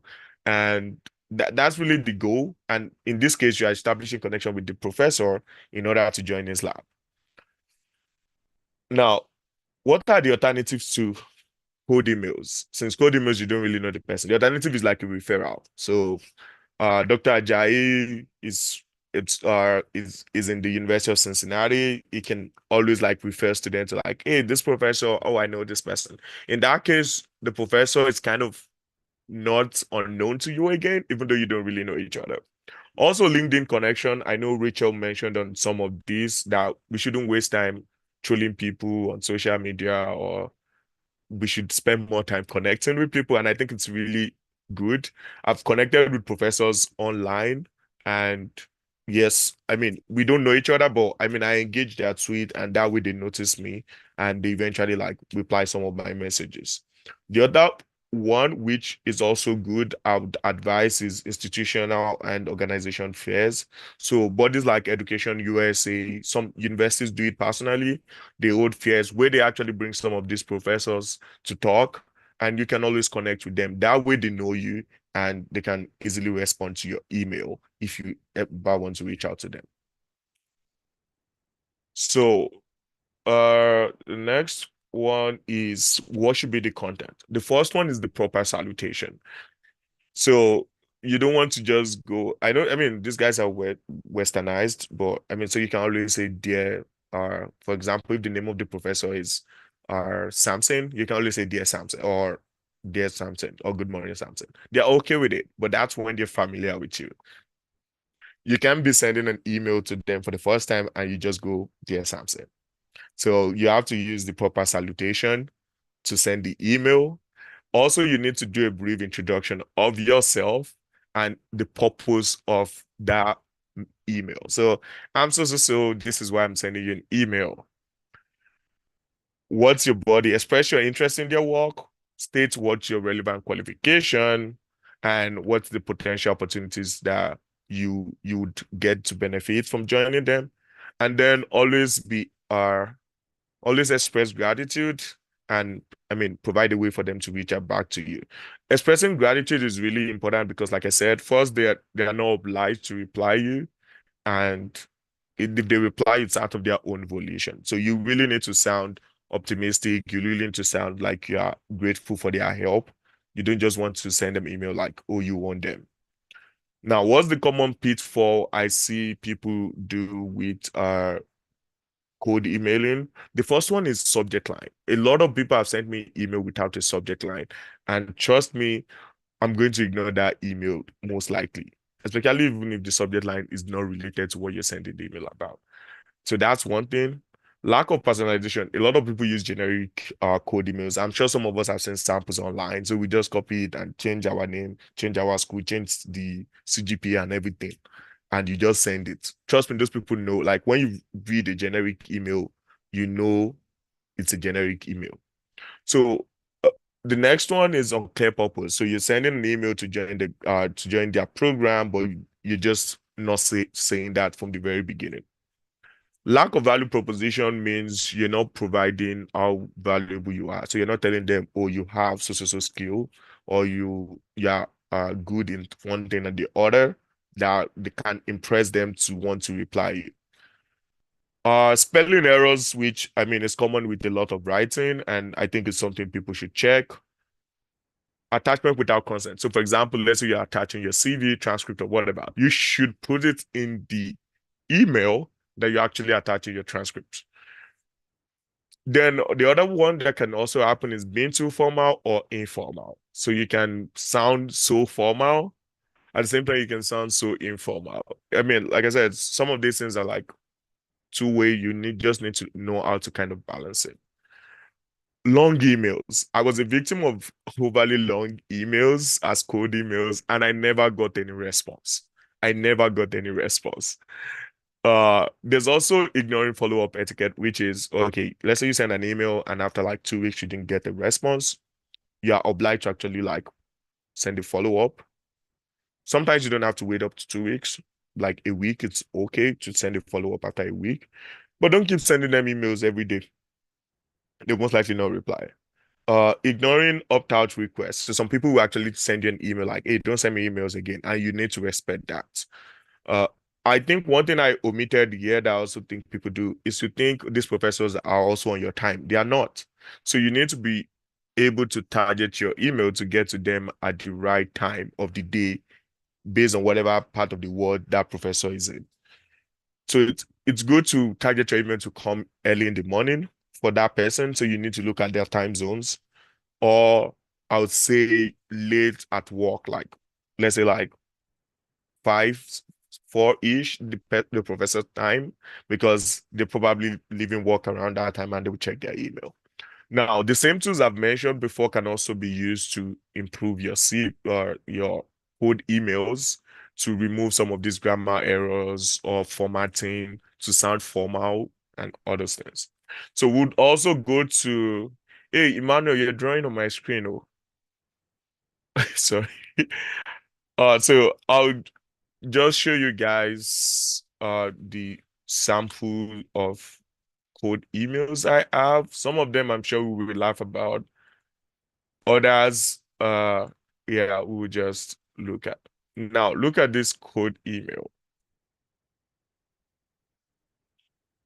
Yeah. Dear Professor, I hope this may find you well. My name is I am writing to express my keen interest in joining your STEM research group as a PhD student in the field of. Now, inside that bracket, it says specify the field or department of the relevant to the professor expertise. Now, this person probably used ChatGPT to generate this code email and sent it that way, which is one of the pitfall people actually fall into. ChatGPT puts some things for you to edit, but you never mind to look at it and you just feel like, oh, it's AI, it's good. Let me just send it. This is a big, big mistake, and trust me, you're gone. Like it's like they're not going to even look at your application. So that's one. Let me just go because I'm already bent on time. And we're trying to like not take too long. So all right, this is the second sample. Dear Professor, good day. I hope you're doing well. Firstly, I must admit how cute you are. I visited your profile and saw your profile picture. I intentionally put this here. I'm sure some of us have seen this. But now, the person did one very good thing. At least he checked out the professor's profile. But now this became very, very informal. Like, how do you tell the professor that, oh, he look cute? Whereas the heading of your email says research assistantship. Obviously, you're looking for another ship in the way you started that email. Uh, don't save.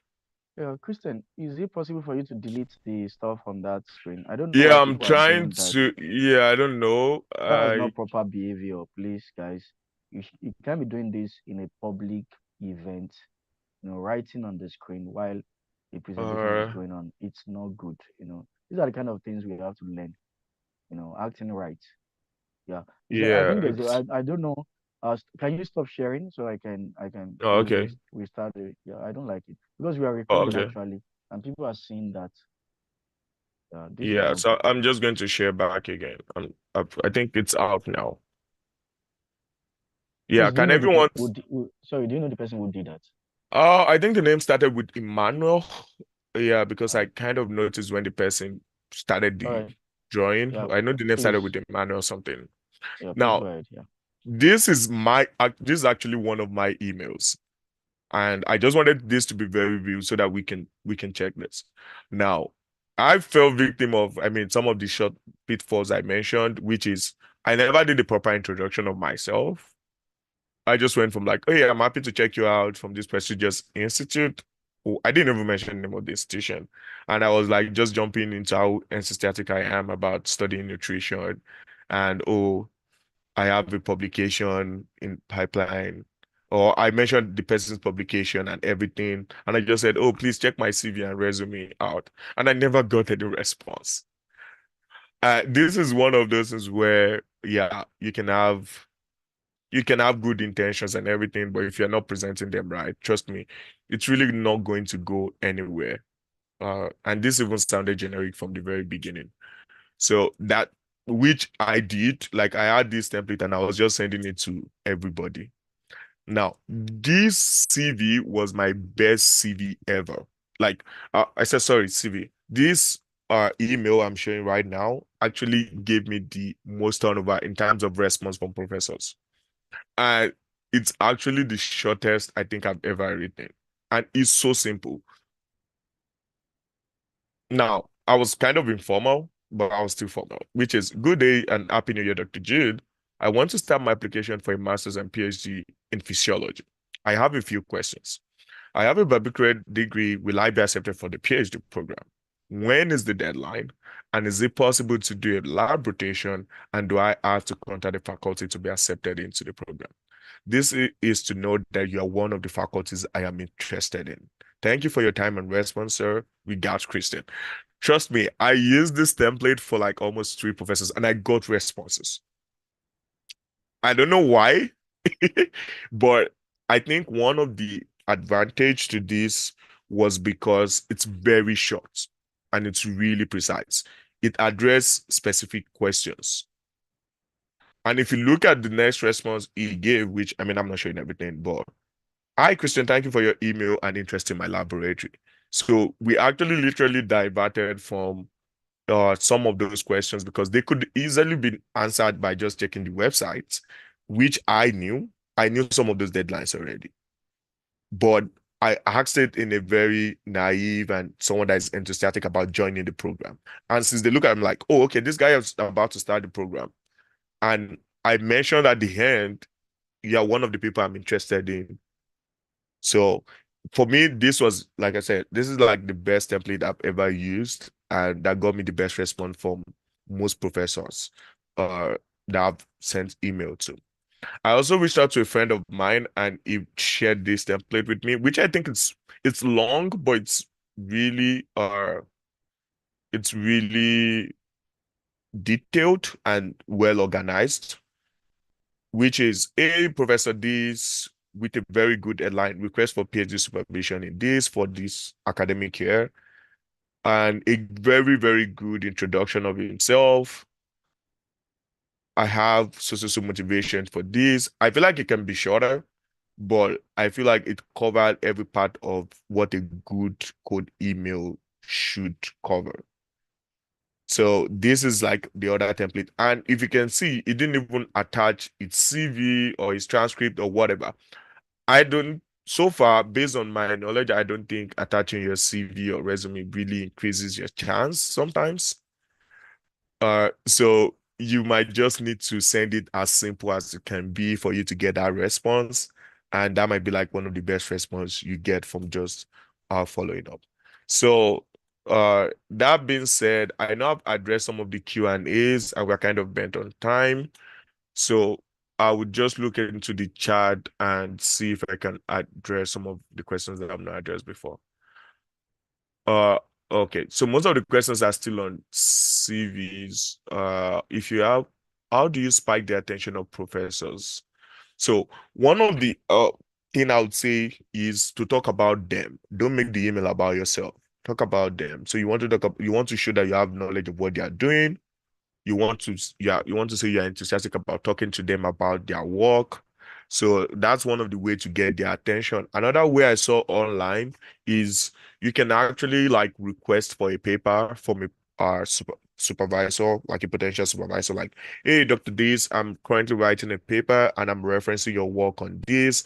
I would like to request for that paper because in Nigeria I have to pay such amount for it. They will be happy to share the paper with you. And from there, you can then mention like you're looking to apply to grad school and you're one of the potential supervisors you're looking to join. So that's another way to do that. Please, what is lab rotation? So lab rotation is basically you go into a school, but then you don't have a supervisor. So they allow you to go into multiple labs before you eventually pick one of them. So it's like a scientific dating. You date different, that's what I like to call it. So you date different supervisors for a period of weeks or months, and then you decide, oh, is this person suited enough to be my supervisor? And they also decide, like, oh, are you suited enough to be their student? And then you decide who you want to eventually join. And they also have to accept you. What document do you attach to the code email? I think I've addressed this. I don't think you should attach a document to your code emails initially unless they're requested for.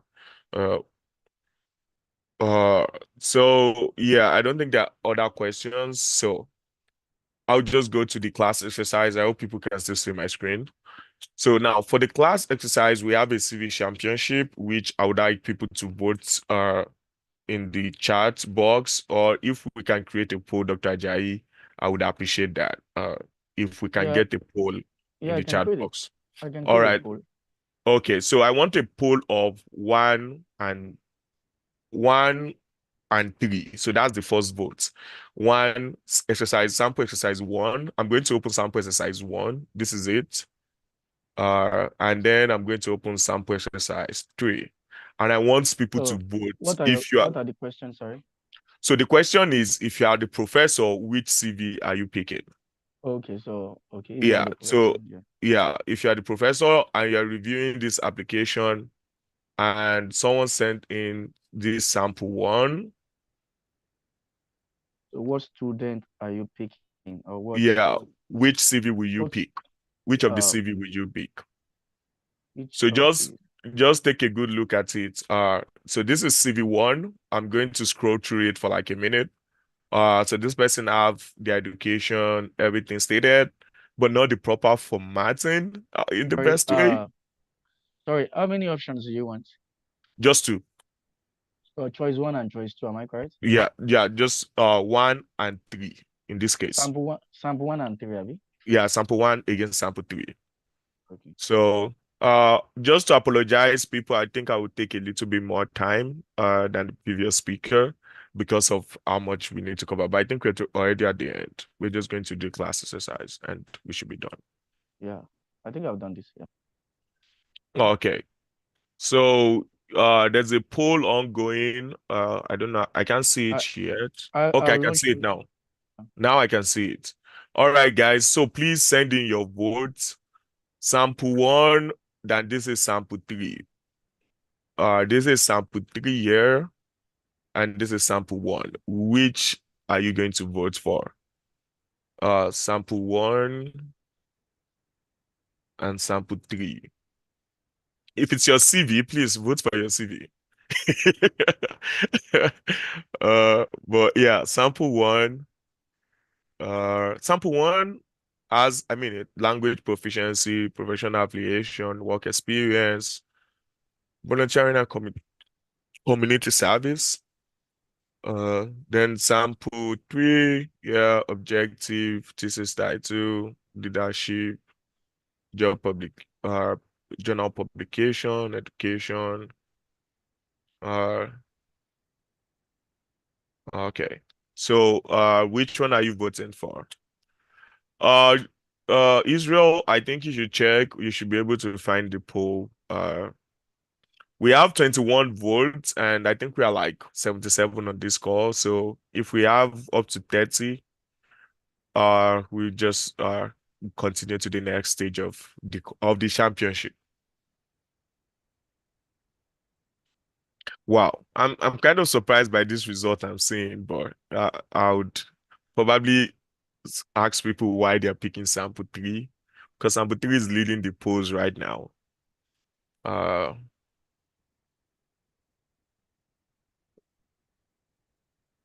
All right, please let's keep sending in our votes. If you think sample one should go to the next round, because this is quarterfinals. No, this is semi-final self. The next round like this is finals. All right, 2 more votes and would end the polls because we are almost about 30 polls now. So uh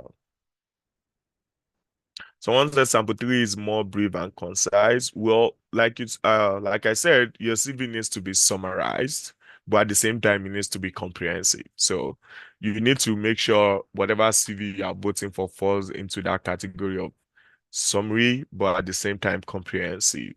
So if you think sample three is comprehensive enough compared to sample one, you should vote in for that. So okay, I would end it now, and I think sample three has it well. If I'm to vote, so you can help me share the results into the chat so that people can see. Now, if I'm to vote, I'll vote sample one. And the reason why I would vote sample one, but I know the reason why most people voted sample three. But the reason why I personally will vote sample one is sample one actually is very comprehensive and summarized. The only thing this person lacked was the formatting. And that formatting alone, I think, is the reason why most people voted for sample three, because this person seemed to have everything in a well-arranged form and they look summarized. However, sample three is really bad. And I'll tell you why it's bad. First, this person wrote everything in all block, which is a very bad thing to do in terms of like presenting your CV. But because the formatting was there, I'm sure that's why most people just voted for sample three. Okay. So the next semi-final match is between sample two and sample four. So Dr. Jai, you can help me change the polls to sample three against sample four. Still the same question. Sample three against sample four, am I correct? No, sample two against sample four. Sample two against sample four, okay.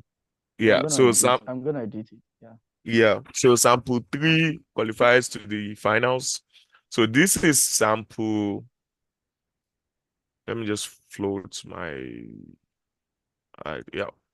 So this is sample two and this is sample four. I think this should be tough.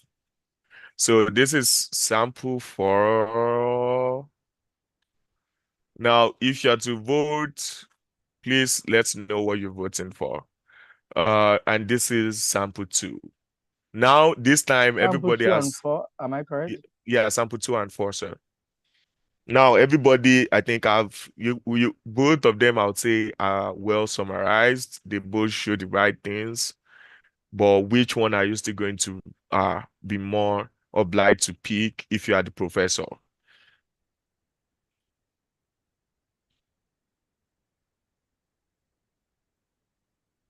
If you are the professor, what would you be more obliged to pick? So just the polls are up already, so please send in your votes. Sample four and then sample two. So let's know what you will vote for. Sample two, I believe we can all see my screen. I can try to zoom out a little. Sample two, then sample four. Let me zoom out on these two. Okay. So yeah, so what do you guys think? How many votes do we? Wow, we already have 32 votes. Like, wow, a lot of people are voting this time. Okay. Okay, so yeah, I guess the question has been up for, it's going to be up for up to a minute very soon. So I'm going to close the poll at 1 minute 30 seconds mark. So sample two, and please don't vote because it's for your friend or something. Like vote because okay, some of the things we've learned here today, you are convinced that this CV represents that. So sample 4. Okay. So yeah, poll has ended and sample 4 has it. Okay. So now, sir, the finals, we are not in finals like this. Okay. Sample 3 against sample 4. All right, let's go. All right. So sample 3 against sample 4. Please let's send in our votes. Sample 3 against sample 4.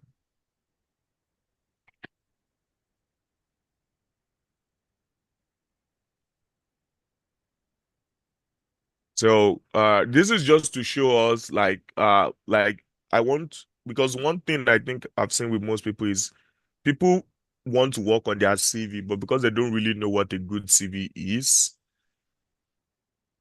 they don't know how to present their own CV. And that's why I want us to participate in this voting section where you can actually decide that, oh, this is what a good CV should look like, and this is what a bad CV should look like. So do you think sample 3 against sample 4, which one do you think Sorry, 1 second. Yeah. all right, so All right. So let's go. All right, all people right, can start sample voting now. 3 against sample 4, please send in your votes. I'm sure you've seen both samples already, so I'm not Yeah, then not yet. Oh, I yeah. would add I will address some questions in the chat, so please keep I sending don't. your chat. Uh Yeah. All right, see you later. Yeah. okay, so please keep sending in your votes. Make sure you are participating.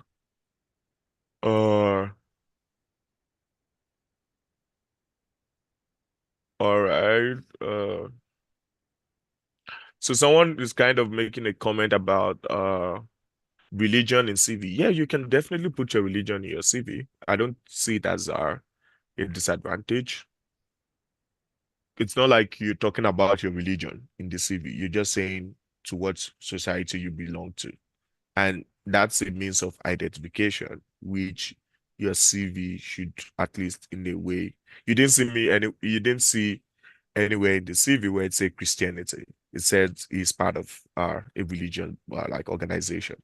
And the US churches are considered as organizations. So you can that's even in Nigeria, because you have to, I mean, churches are registered, mosques are registered to like the government, and they're registered as organizations. Can photograph be attached to the left corner of it? If it's a graduate school application, I would say no. If they need to see your face, they will request for a Zoom. So don't let your face, I mean, even though you're fine, doesn't mean they would be convinced to give admission. Can I stop it now? Yes, sir, you can stop it, and I think see sample 4 has it. So sample 4 I think Christian, before you has go the ahead, let highest me. vote. Yes, sir. Can I respond to some of the questions? Oh So yeah, I feel definitely, sir. it's a gray area. You know, The if one, you which want one? to, religion in CV, it's a gray Oh, area. okay. So you might want to be careful. You know, Yeah, muted, sir. I can't hear you again. sorry. Yeah, someone came in now. Yeah, I had to respond to that. So yeah. Oh, So okay. please, uh, I mean, if you're in doubt, don't just put it. I mean, Oh whether yeah, you yeah, put it or not, definitely.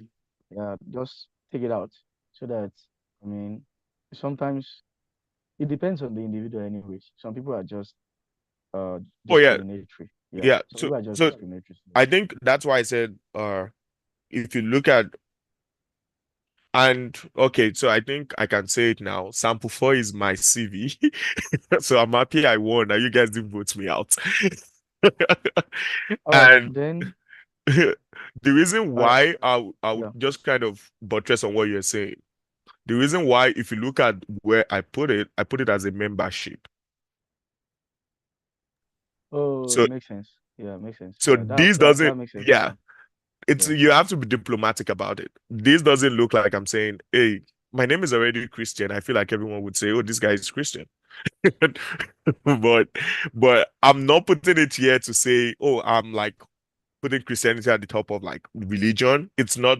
I'm just saying I'm a member of a religious body, which it's really considered like an organization you can there are different religious bodies that are not even churches. They're just like a body, like but they're religious setting. So that's why it's under membership, which I think you can do if you feel the need to do it. And the other thing I was talking about, if you really look at my CV, which I said this is mine, you can look at my leadership and volunteering took a bulk of the CV part, like literally a bulk. And that's because I didn't even have much research experience at the time I was applying, even though I had some, but I didn't have much. So those are some of the things you can actually do to make your CV appear really good during your application. So I think we've been able to do the Q&A alongside, and this is something I just wanted to show everyone before I go. I'm sure this is why you're here, to eventually get this message, and I pray everyone will get it. But to be sincere, you just need to continue putting the hard work, like Rachel mentioned in the beginning, and just hope for the best as you continue to draw. Samuel is drawing on the screen again. Please stop. So thank you everyone for listening. And if you need to reach me, please, you can always send me connections on LinkedIn or YouTube. I'll be happy to connect with everyone. Thank you. Thank you very much, Dr. Ajayi, for the opportunity. You're welcome. Yeah. All right. So Oh, you hear yeah. me? Yeah, I think there's some other questions Oh, there. sure. Oh, okay. Yeah. So yeah. So I think Now, because of our do you want me to no, react to the questions or you just continue? yeah, no, you will react to some of the questions, but I Oh, want us okay. to get out of this place by 1:30. Yeah. So Oh, sorry, okay. I'm looking at my time. I want us to get it in the next 8 minutes. 8 minutes. Yeah. Yeah, we have to finish. Yeah. So just to add to what okay, so there was a question here, can a photograph be attached at the right or left top corner? I don't know whatever corner you choose. It depends on the region. So there's what we call Europass CV, which is used for applying to European schools. So those ones often have what's called passport photograph. So if that is the case, you can add it. But if you are applying to the US, Canada, nobody needs your passport. Only needs to see your face. Yeah. All right. So that's just what I wanted to add. All right. Go ahead, Kristen, by asking. Responding to the other questions. Yeah. Oh, okay, sir. So, I dropped my LinkedIn page is just my full name, and you can always send me a connection. Yeah, like you mentioned, I think that was one thing I omitted, that the Europass CVs, I think, is the one they use for Erasmus, or some European schools also accept it. So you need to like format your CV in a particular way, and they have like their own website that actually does that formatting. You just need to put in the right information for that to happen. For CV backlog, will a department contact you to the email addresses? And I ask because my CV is different from my graduate. So if you have a CV email that is different from your graduate school application email, that's wrong. You need to make sure you're putting those emails in your CV. So if you want to list more than one email, it's possible, it's okay. You can always put one email and then put like an alternative email. But the email you know will be the most active email at that time should be the email you are putting on your CV. Someone said I sent an email to Professor. Now I realize why he never responded. Can I send another one different from the previous one? I think it's a little bit dicey if you reached out to the person earlier and the person ignored. It's a little bit dicey. However, what I would say you can do, you can actually still reach out to that person, but on a different platform. So I would say, for example, let's say you know the person's full name, you can go to like maybe their LinkedIn or go to their Twitter page and engage them there. They would most likely have forgotten about the CV, but if you send another one, they would still remember. But if you engage them on a different platform, I think they might be more receptive. And if you do that more professionally, so they might be more receptive. Or so I think is that's that okay. uh, Yeah, I I think that's think all. that Yeah. that's I don't That sounds think right. Yeah, it's I mean that I don't know, Christian. Do you still have like maybe a few minutes so that you can answer some of the questions that might come up over here. Oh Because yeah, I would like every. definitely. Yeah, Okay, sure. I still have few minutes. Can you have access to my presentation slide? Oh, definitely. I think I might share that through Dr. Ajayi. I can also share And the yeah. and I mean these sections are recorded and I'm sure they'll be available on YouTube. So you can always go back and look at them and just watch and learn more. So definitely we are happy to help.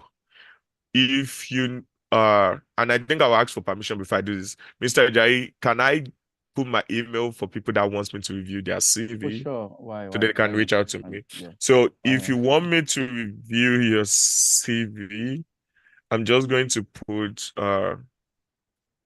my email that you can send it to. And please follow all the uh tips we've taught today, proper subjects and proper content. It's very important that those things are there. But yeah, I just dropped an email in the chat and you can always send me an email on that email for me to review your CV. At the same time, I'll say please keep it in mind I'm a graduate student. So my timeline might be really different from your timeline in terms of responses. Just let me know if it's an urgent thing or you're preparing for an application, then I'll be more obliged to prioritize in terms of reviewing. All right. Thank you. So, I know Christian, you want to go on, and keep talking. So, Oh I know yeah, you yeah, have I'm to go. okay. I'm You okay have to go. talking all day, but All right. So, yeah, yeah, definitely.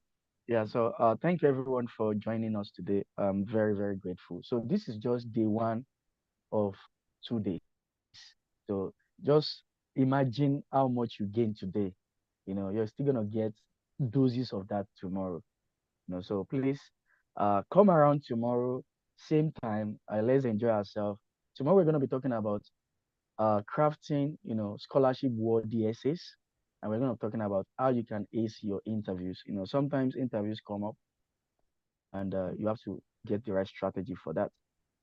All right. So once again, I would like to appreciate all our speakers.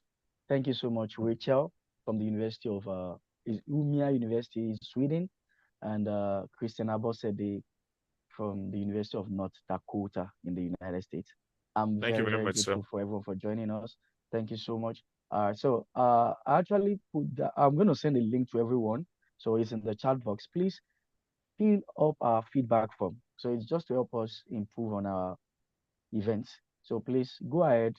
Whenever you can do that, maybe today or tomorrow, please help us uh, fill out the feedback form. We want to get your feedback on how we can improve, this kind of workshop. Want to improve on them. So I don't know if there any other thing I need to say. Is there any other thing I'm missing? Is there comfort there? Comfort, is there anything I'm missing? Rachel, is there anything I'm missing? No. I think you've covered everything. All right. So I'm gonna stop recording at this point. I'm gonna stop.